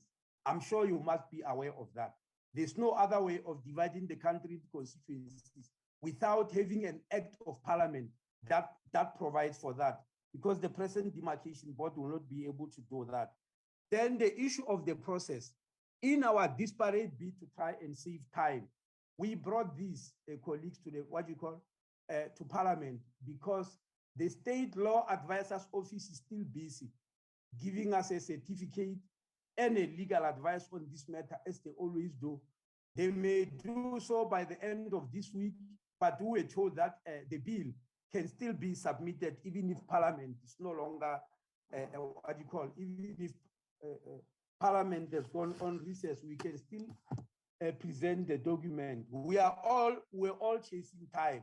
To believe that we're given ample time is because people did not know what we have got to go through, what we had to study, what workshops we have had to hold, how many experts we have to call, and all that. The Mohammed Vali Musa report is giving that, showing that even with public consultation, there was no clear emerging consensus. I read that, which is on page 17 of that report. So the issues are not as easy as members would like to believe. The public want a complete overhaul of the electoral system. Yes, when you go to public consultation, you'll actually look into that. Honorable Lukota might have forgotten the processes. I just want to remind him. Firstly, that when we had a workshop, this committee, to which he also belonged, decided that the bill which he submitted, together with the one the proposal, policy proposal submitted the Home Affairs, together with whatever will come, must be taken over and be given to the Valim Musa task team. So they went through all those things. I've read the documents which they had to go through and the submissions which were made to the task team. If you not necessarily see what we have submitted in the task team, it's not because it was ignored. There was an agreement that we take everything, package them together, and we give them to the team to study them, because that is the team that went in depth into exactly what we have finally arrived at. So it's not that the bill that was submitted by Honorable Lukota was ignored. It was definitely looked into, and the final decision was taken over by the Valim Musa report. But as I'm saying, it is the job of Parliament to look at all possibilities, especially when you do public hearings, and you will hear exactly what the public is saying. But I want to finish, colleagues, by saying, take these documents, go to them practically and see exactly what some of the difficulties are. For instance, this debate about vacancies for independence is a real thing. If anybody has got some wisdom here on giving us an answer, and I'm wondering nobody commented about this, please advise us. On the issue of votes that get thrown away, Honorable Geta says he doesn't care what the rest of the world do. Please give us something that is wise, which the world never saw, that when you come to constituency politics, no vote is thrown away. In what elections, people win wards with very minimal votes, and the rest of the votes are not counted. And that's why in the document, and I've said it, and it was said by the legal team, that this type of things happens all over the world. It has never happened in our country. That's why it makes us angry. Perhaps we can give a solution to the world. Come up with something that is wise, Honorable Gota, and say, we don't want any vote to be thrown away. And this is the formula, and this is what is done, and teach the whole world to change what they've been practicing over ages. But up to so far, the systems we have studied, and I said 15 of them around the whole world, none of them was able to find out any solution to this issue of lost votes. It is something that is goes hand in glove with this type of electoral systems. Thank you very much. Thank you very much, Minister, for your comments and responses. Can I establish if members have follow up on the on any matter that they could not contribute, or the issues that the minister has raised? Can I establish, members?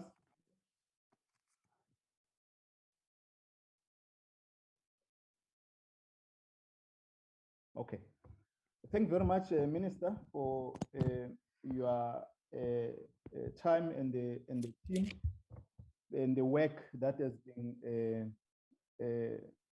work done.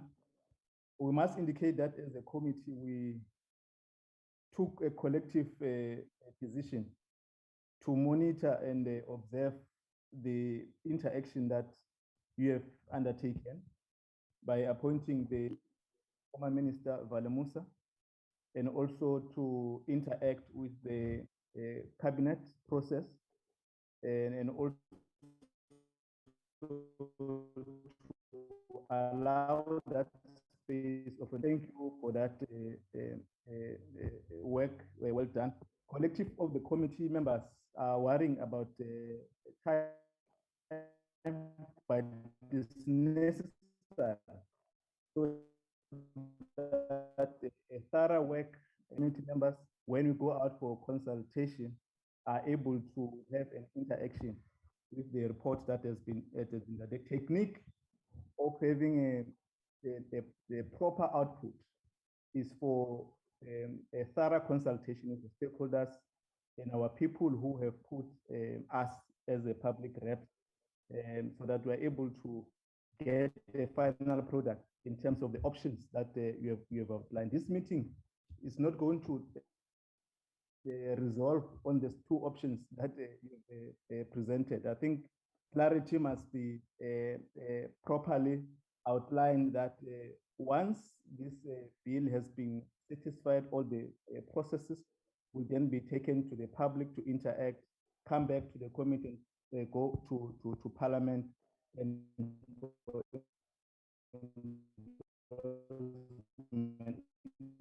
at that point,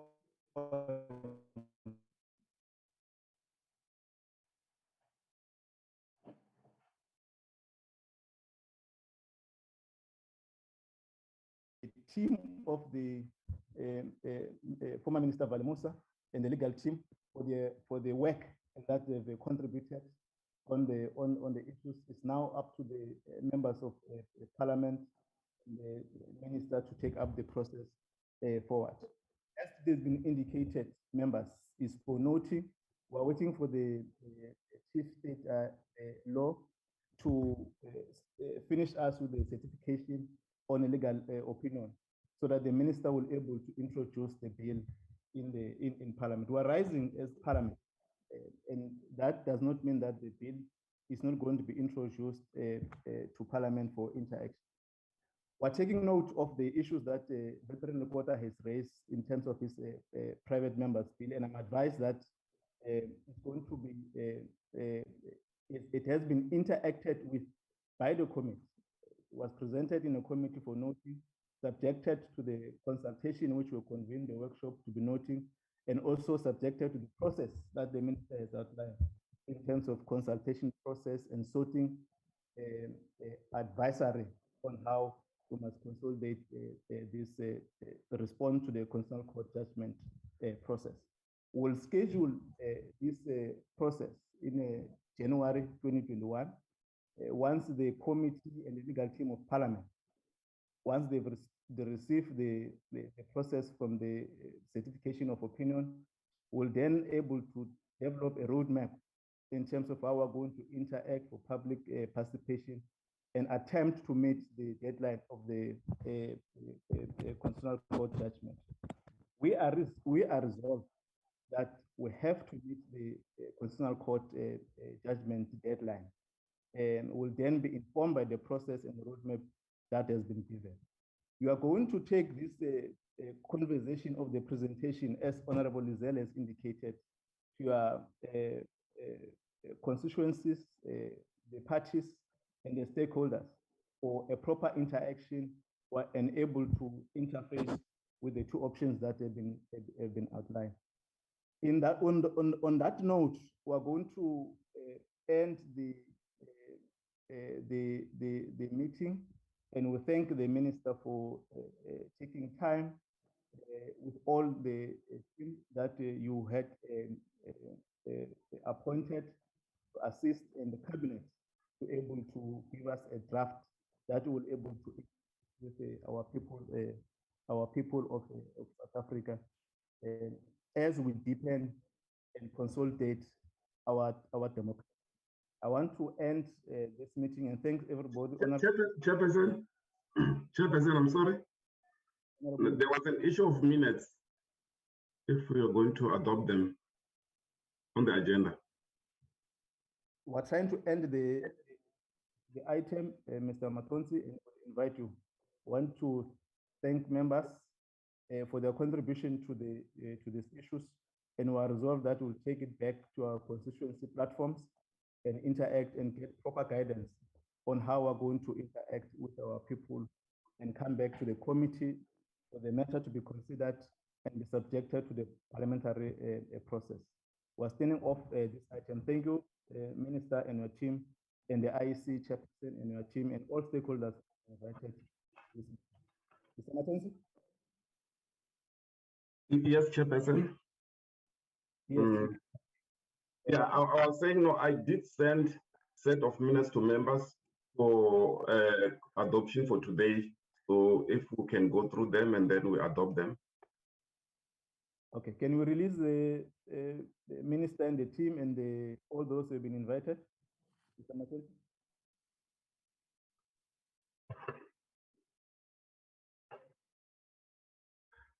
Okay, Chair. Minister? Thank you. Thank you, Chairperson. If you released us. Yes, we're requesting leave. Thank you very much. Goodbye. Thank you. Thank you. Mr. Matonsi? Eddie, Eddie, I'll share the minutes. I'll share the minutes. Oh, you share the minutes. Okay, no, it's fine. Can I confirm before Mr. Matonsi with members if they've received the minutes and the item we're going to deal with so that we're properly guided by members? Members, Mr. Mulegwa? Sir Honorable Mulegwa?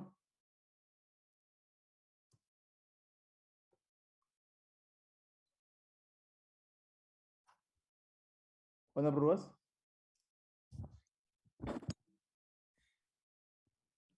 Thank you, Chair. Yes, did receive the minutes. And Chair, I don't have really a concern with any of the minutes.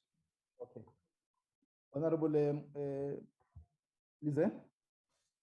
I'm also happy, Chairperson. I've gone through them, no problems on my side. Okay. Honorable Mulegwa? Chairperson, I'm sorry, I have a network problem. Okay. Honorable Mudisemza? I have received, Chair. Thanks so much. Honorable Pile?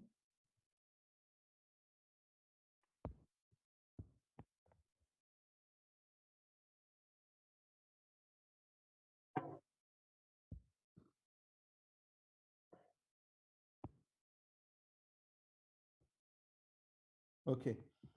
Yeah, Honorable Adams, sorry, Mr. Adams and Mr. Matonsi, that is the attitude towards the appreciation of the minutes that has been circulated to members.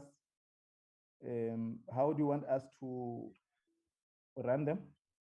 Chairperson, I'm thinking that since most members receive the minutes, they don't have problems. So Adam can just share each minute and then we can just immediately adopt, unless if there's anything that a member will want to change, so that it will be quicker. Okay. It appears members, I've read through the minutes and they are happy with the minutes. We may do that process, but if something comes up,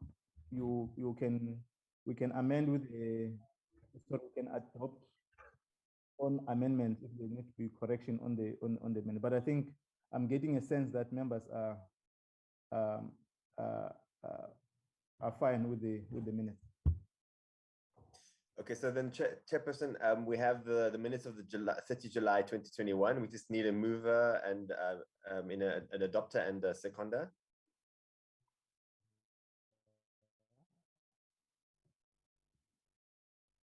Okay. Can I establish, Adam, so that we don't keep members? Or how many minutes do you have? There are 10. 10 minutes, no? Now,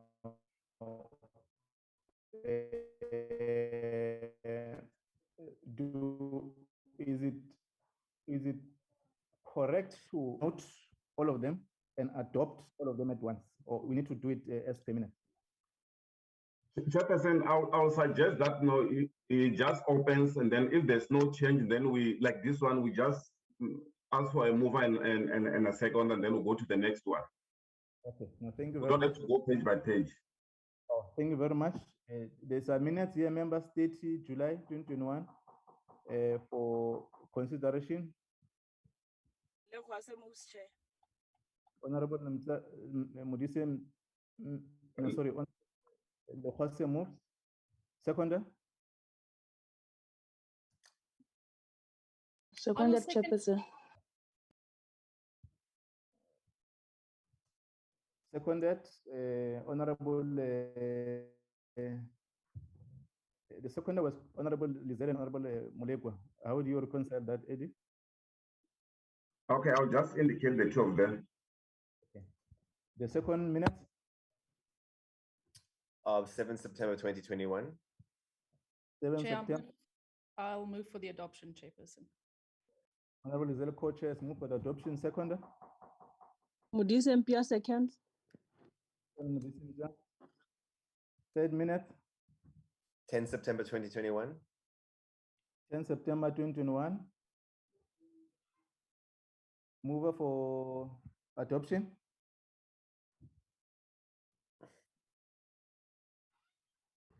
I move, Chair. Honorable Lokwaso move for adoption. Second to the motion.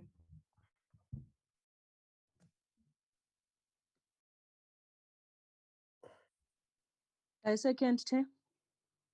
Honorable Modise Mpia, second. Minutes 5, 24 August 2021. Mover for adoption. Modise Mpia moves. Modise Mpia moves. Second to the mover. Mulekwa, seconded, Chairperson. Mulekwa, second. Minutes 6, 17 August 2021.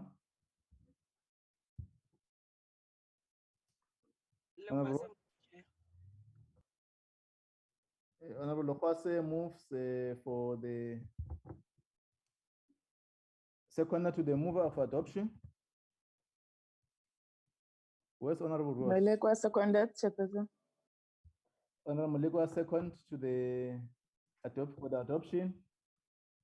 9 November 2021. I move, Chair.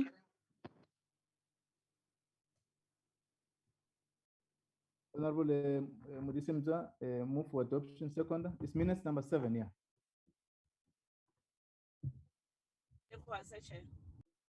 Honorable Lokwase, second for the adoption on minutes number 9.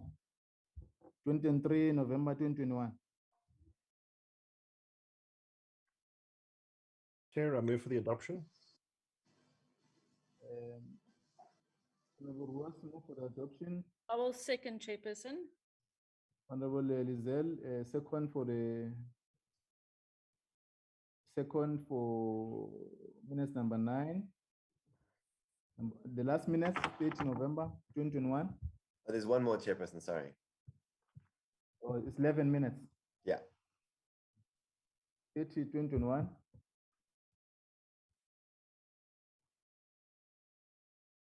Move for adoption, Chairperson. Mulekwa. Mulekwa move for the adoption. Second. Seconds, Chair. Honorable Lokwase, second. And then, is this the last one, Adams? Yes, sir.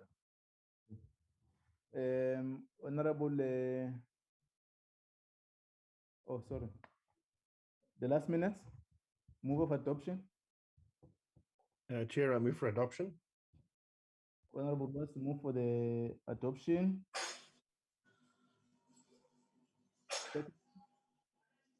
Mulekwa, seconded, Chairperson. No, Mulekwa second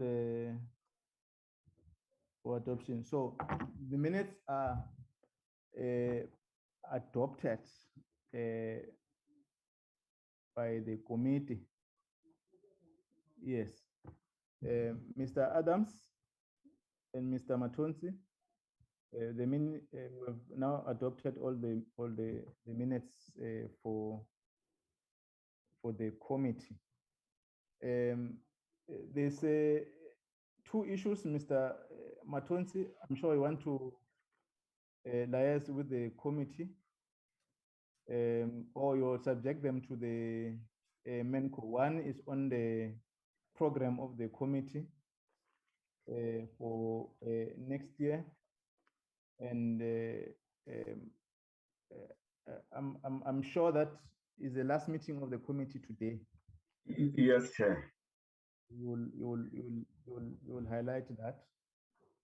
The members will comment. Then we will close.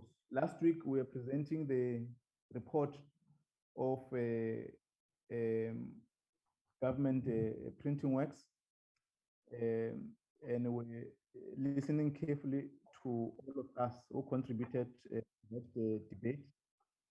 We must make sure that the issues that were raised by all members, Mr. Matonsi, you must able to get them to with the Adams, craft them, because it will assist us to strengthen the oversight work and accountability in the government printing. It does not necessarily assist to lament without action. So we must get all the issues that were raised by all the members, and I must appreciate for the contribution and the collective work you have done in adopting that report, all of us as a report of the committee. Mr. Matonsi?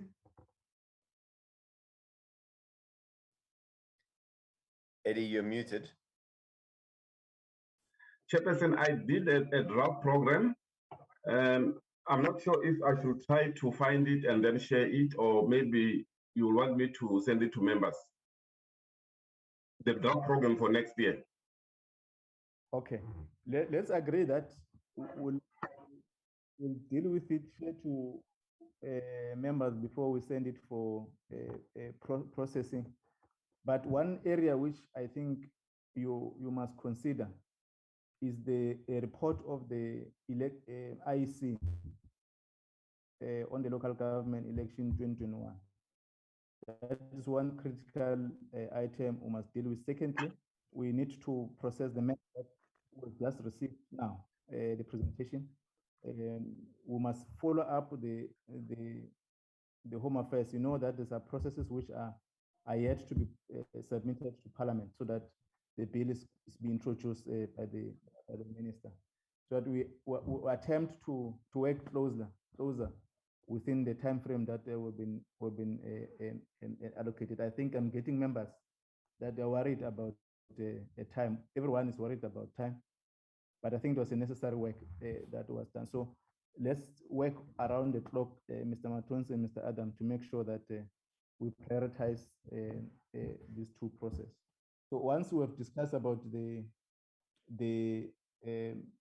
program, Mr. Matons in Menko, you must try to convene it this week on the roadmap, on the electoral process, the consultation, this and that.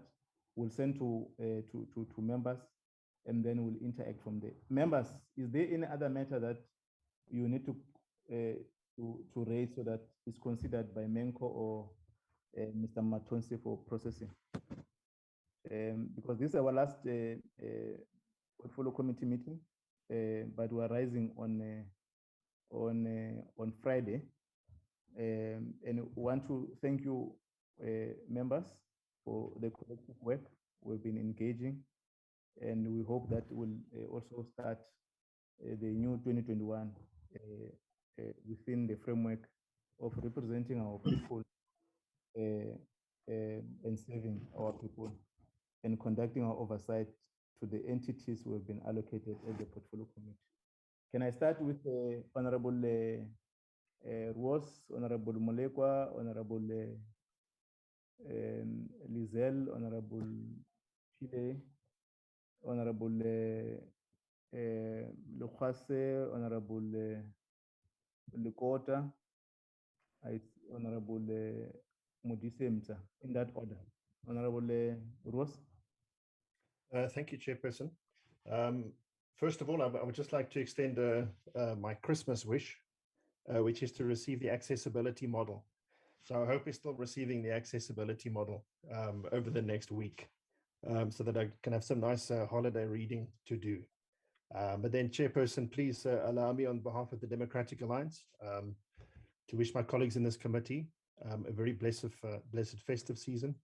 I think it might be busy for some of us with the borders. They always throw up a bit of a surprise for us. And so really enjoy the family time that you can. And really, Chair, I think many of us have had a very hard year, have either suffered from COVID or lost family members this year. And so really, I just, our wishes is that, all members will be blessed with the family that they have, that they can really appreciate them and come out in the new year full of energy and fighting spirit. Thank you, Chair. Thank you, Honorable Ross. Honorable Malekwa. Thank you very much, Chairperson. Let me also take this opportunity to thank you as the Chairperson for steering the ship. We have learned more from you, Chairperson, and we also want to thank you for your patience, as always. We hope that as a portfolio committee, we are ready for the congestion as the border gate, as we are approaching festive season. We wish you all well, the Chairperson, Minister, and the team, and all members of the portfolio committee for being supportive as always. Thank you, Chairperson. Thank you very much, Honorable Lizelle. Yeah, thank you very much, Chairperson. May I also just thank you as our Chairperson. You have really steered the ship very well. So thank you always for being fair and accommodating to all of us. And I would like to wish all my colleagues a very safe and happy Christmas period. Hope it's a time that you'll be able to relax, but I think we should also be mindful that we need to do oversight over this period at the various Home Affairs offices. And then, yes, Chairperson, I'm worried about the timeframes for next year in terms of how we will accommodate public hearings. But I hope that we will be able to be mindful that, time is not on our side next year and that we will have to move with speed. But that being said, I wish you and your family and all our colleagues all the best. Stay safe and until we meet next year. Thank you, Chair. Thank you, Honorable Lizelle. Honorable Veteran Lakota. Okay, Chairperson, may I add my voice to the voice of the other members of the committee? We have gone through a very difficult year in which South Africans have lost very many people through the coronavirus. And many of us in parliament, in political parties, we've lost many people, valuable people.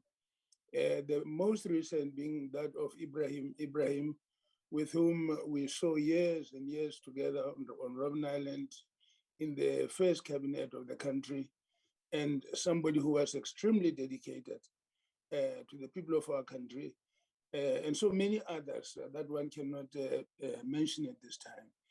But I want to thank also all of you in the committee, with the dedication, the consistency with which everyone has performed. Thank you very, very much. May I wish you the best of Christmas, and please come back energized. Continue to keep your masks on and wash your hands. Please don't forget all of that. I know it's a tiring process, but it needs to be done for all of us to survive. Thank you. Thank you, Veteran Lakota. Honorable Lopasa. Thank you very much, Chair. Let me also follow you to say to honorable members, thanks for the time given and each and every lesson that we learned and the tolerance that we have amongst each other despite the political affiliation, our political affiliations. And Chair, one would not be fair by not acknowledging your tolerance as well and your leadership in taking us through as the committee. And after saying that, one will expect all of us to be back to this portfolio committee next year, doing what we are expected to do as representatives of our communities, Chair. And also say, I wish everybody in this committee well, and they must enjoy their holidays. Hope to see you all again next year. Thank you. Thank you very much, Honorable Pile.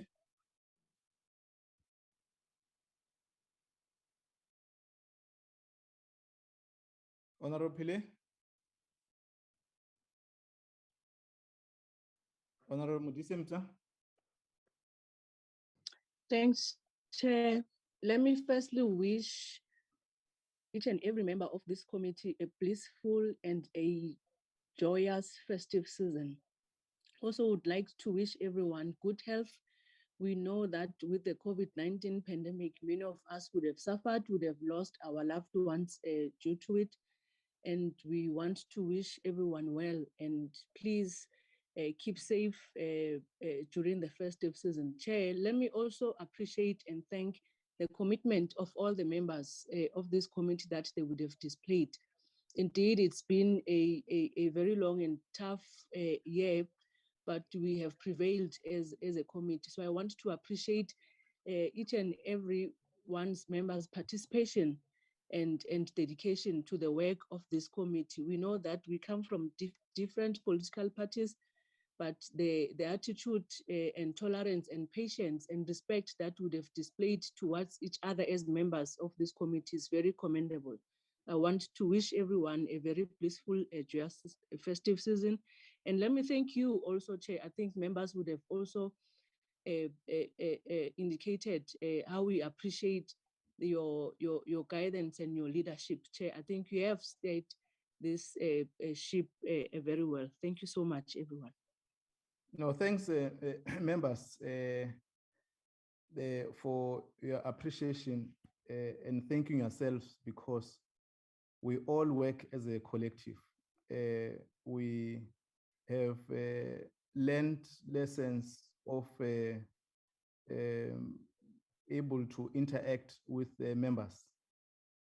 We're continuing with the work displayed, good work displayed by Advocate Bongo Thomas when he was chairing the committee.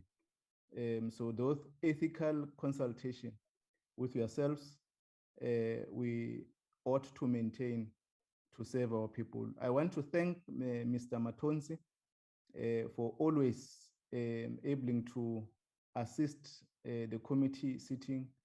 It's because of your efforts that we are able to run the committee.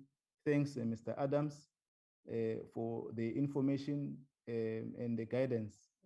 Though sometimes we fight, they know Mr. Matonzi and Adams that we on the side we do have fights, but I must thank for your understanding, Mr. Hlongwane, for your understanding and the contributions you are working with the team research unit. We must extend appreciation to Nandipa, always being with us, even where we're not cooperating. She tried by all means to make sure that we cooperate. But thank you very much for making sure that we're comfortable at all time when we conduct our oversight and everything that we do. Thanks very much, Muzi, to be in the meeting, and the Zondi, both the PO of parliamentary of the DM and the minister and the team of the minister. You must extend our appreciations to Minister, the DM, and the DG, and your entire component. The parliamentary staff for always guiding the committee. We can only manage the issues and able to be within the framework of the constitutional through yourselves, the legal team of the department, for always assisting us to deal with the of Parliament. When we're dealing with this subject of the electoral Concord judgment throughout the year, the chair and the team content advice were always interacting with the legal advisors, and at all times they've been available. Whatever time we call them, they're able to assist the committee, and we interact with the Home Affairs. Hence, today we've managed to bring this matter to the committee. I want to extend appreciation to Sowazi, who at all times assist with the notes of the chair and Adams. Molepo, our communication team, and the communication team of Parliament. We thank you for always being with us and communicating issues that are resolved by the committee collectively to communicate to our people. You are right, members. It's December. Part of our work is to be alert on the borders. They were been here 2 weeks ago or 3 weeks ago. The new commissioner have presented a perfect framework in terms of going to mitigate some of the issues we've observed in the previous border issues. So we must keep alert, share notes amongst ourselves, but also able to complement and assist where possible in this festive. I also want to join to wish you festive, good Christmas. There's been a hectic year. Veteran, you're correct. We've lost friends, family, members of parliament from all political parties, extended members of the community in our constituencies. We must continue to pay respect to them. But Central, we must continue to fight against the gender-based violence. We must go and assist, communicate awareness around this call of the gender-based violence. We must also gear up to fight against this corona virus. The 3 areas highlighted, protect ourselves, and we'll come back. Thanks very much, Mr. Matonsi. If you have a matter to present, you can quickly do that. Then we close the meeting. If there's no any other, if you have announcement, Mr. Matonsi. Just Chair, it's a request on the program, the committee program for next year.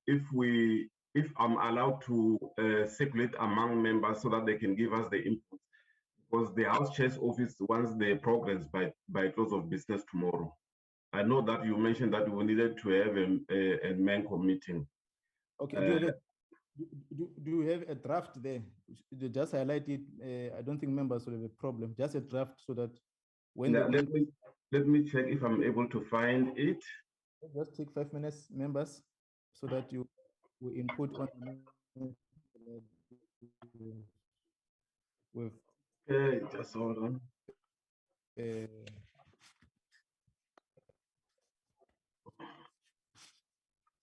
Honorable Ruas. Eddie, I think I found it. I can share it. I'll share it, Honorable. Also, let me see if I can. Are you? Oh no! This is the different. Yeah. Just share it, Madam. I don't know why I have. Yes, members. This is a draft program for next year. 2022. Yeah.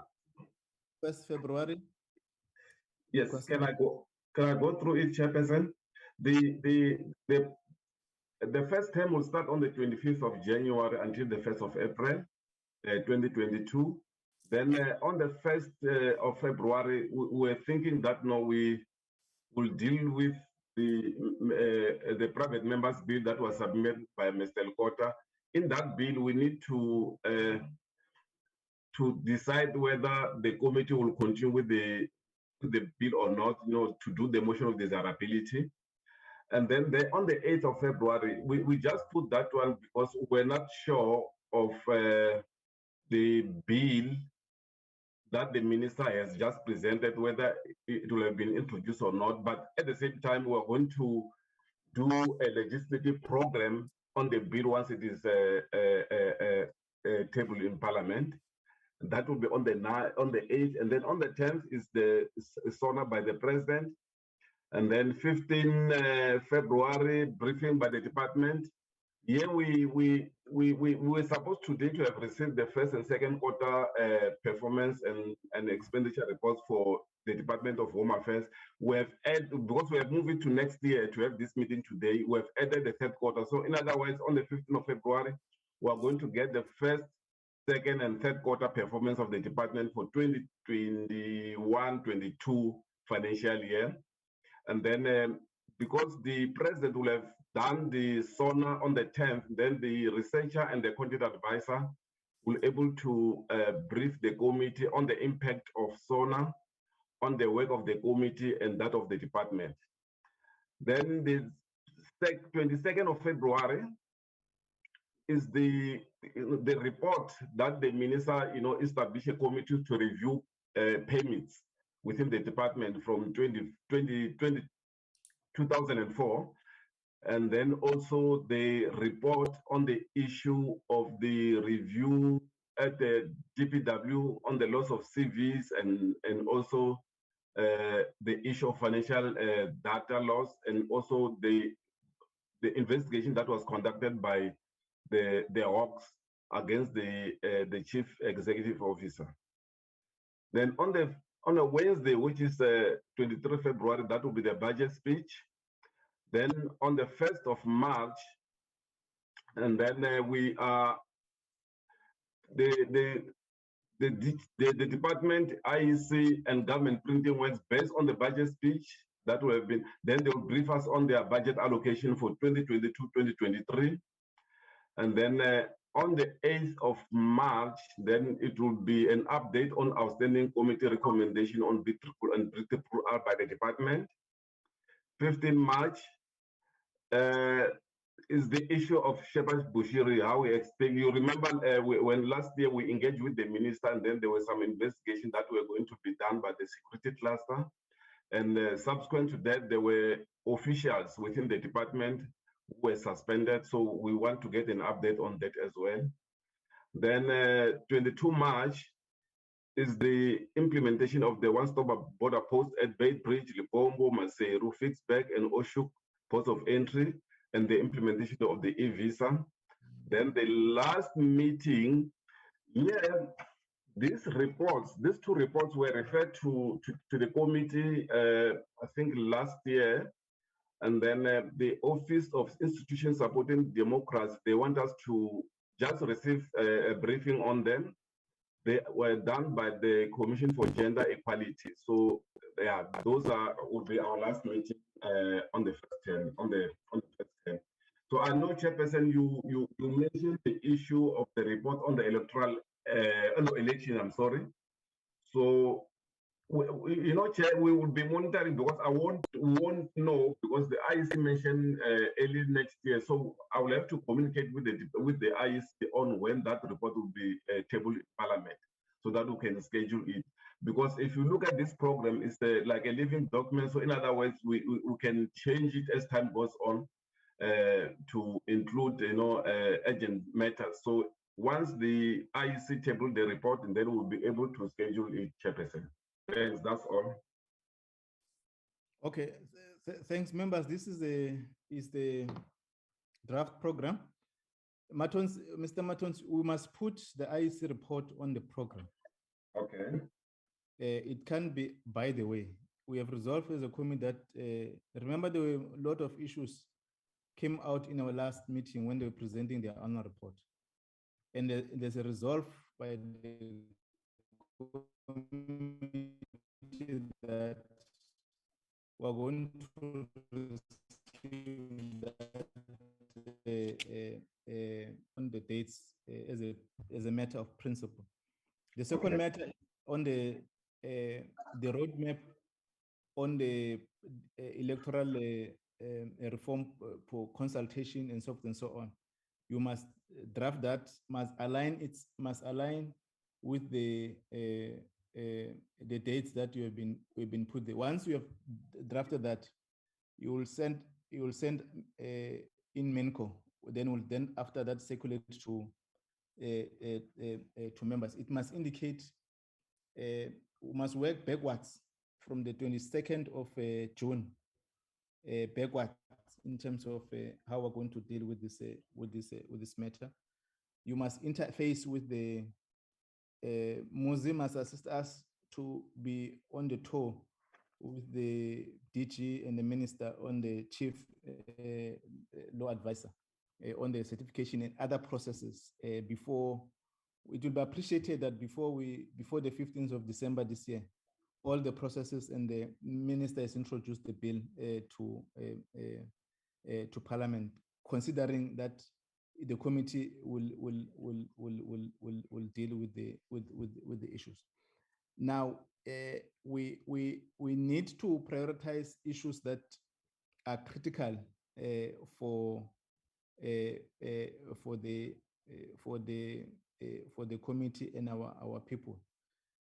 There was a process at some point, Mr. Matons, that we're either meeting on Tuesday and Friday. You may need to consider that, or in one meeting, we can take two items. You know that this report of the investigation of this, what do you call, there by GPW, which I see here you have indicated that. Members, can we just indicate some of the issues that you think they must consider? Then they'll send us the final product. Honorable Ross? Thank you, Jay. On first glance, we're quite happy with this. I think the one thing that we need to keep pushing is the war on queues. So I would recommend that sometime towards the end of that term that we have an update on that. Because I think in the previous financial year, we'd been given the indication there was a 2-year project, and then it turned around that it wasn't really going so well. And I think it's such a critical issue that we need to, at least once a quarter, have that discussion and make sure that everything is on track. Okay. Thank you, Chair. Honorable, thank you, Honorable Lekhwase. Thank you very much, Chair. I think everything is in order, but I request that AD finds a space where we can deal with tracking our resolutions that have been taken to say whether we're making progress or not, what have been resolved on and what have not been resolved on, and what needs to be followed up. Thank you, Chair. Okay, thank you, Honorable Muleko. Thank you very much, Chairperson. I don't have comment. I am happy with the program, with the amendment that has been made. Thank you. Thank you, Honorable Pile.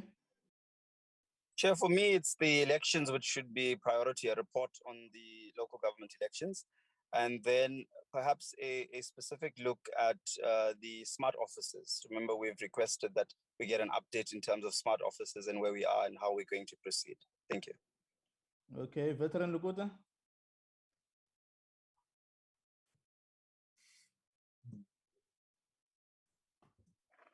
Oh, sorry. No, I don't have anything to add, Chair. I think I benefited a lot from what colleagues have indicated. Thank you very much indeed. Okay, thank you. Honorable Tito, if you're back. I think she's gone. Yeah, Honorable.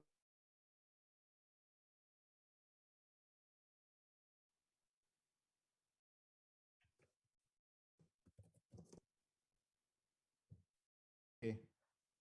Honorable Mutise, and then we close the item. Mutise, Thanks, Chair. Thanks, Chair. I think the committee would have also resolved that at the earliest convenient time, we need to do an oversight on the BMA. We know that in the past few weeks, we would have received a briefing with regard to that. So I don't see a reflection of the oversight with regard to BMA on the program. Also, Chair, we would also want to look into the GPW, as you would have responded, taking into consideration the past ages report. So we also need to deal with that. So those are the two issues that I think in the first quarter also needs to be highlighted, Chair. Okay. Thank you. Chairperson. Yes, Honorable Lizanne. Yeah, I wanted to say maybe there where we, I wanted to just concur that I think when we asked the minister to come and speak to us about the Shepherd Bashiri case, that we also, because it deals with immigration issues, that we then also get a briefing from the BMA and from the immigration unit, and as well as the work of the interministerial task team on the issues pertaining to the employment of foreign nationals in certain sectors, because work is being done there. So we need to maybe include it in that item. And I wanted to support Honorable Ruiz on the war on queues, but I see it's been included there on the 22nd of March. But otherwise, I'm happy. Okay, Mr. Matons, on two issues, you need to write a letter to the interim leadership that deals with the quotas of employment. I think the task team led by Minister Mzwali and Ms. Nangesi, checked with the chair of the labor so that we propose we have a joint meeting, a committee meeting, to get a detailed brief. And I think all the comments that have been raised here, let's include them, and we'll then submit it to members in consideration. I don't think there's any other matter, Adams and Matonsi. Members have contributed their issues, and then once you have consolidated, you'll including the issues of the war on queues, the oversight, the smart offices that have been, and I think also they will come clearly on the what Honorable Khwase has raised, tracking of our work. You may raise it to the department to assist us with the responses, so that when you report on the responses based on what you have asked the department in terms of following up. Mr. Matonsi, I'm sure we're done now. Yeah, we're done. I just need some clarity, Chairperson, in regard to the oversight. One is that if we're going to be having a bill before us, the Electoral Act, it will be difficult to have that oversight approved, because they give priority to processing legislation. Secondly, I just wanted clarity from Memo Dise in regard to oversight to BMA, because as far as I know, is the commissioner and the two deputy commissioners possible, and some support staff there. So I just wanted clarity. If we say oversight, where should we be going? Because I'm not sure if they've started, in terms of in the borders, or except coming out with some directions in how are they going to implement this. No, Mr. Matons, I think let's close it at that point. We've been oversight to the borders over time. I'm not sure why we are asking that question. No, she said the BMA, so I was a bit confused to conduct oversight to BMA. I'm assisting you to understand, to simplify the input. I do not ask to, we'll deal with that part, but I'm saying the matter of oversight as per what they've presented to the committee, we may need to consider in the year 2022. And on the tracking of your, we must also ask on the bills that must come to the committee. There are many bills that are sitting there by the office, and we've been promised that they will respond to us before end of the year. So, no any other matter, members. This is a draft. We'll rework on it with Mr. Matonsi and circulate it and submit it to where it must be submitted tomorrow. Thanks very much. The meeting stand adjourned. Thank you, Goodbye, Chair. Thanks, Chair. Goodbye, everybody. Thank you, Chairperson. Thank you, Chair. Bye. Thank you, Chairperson.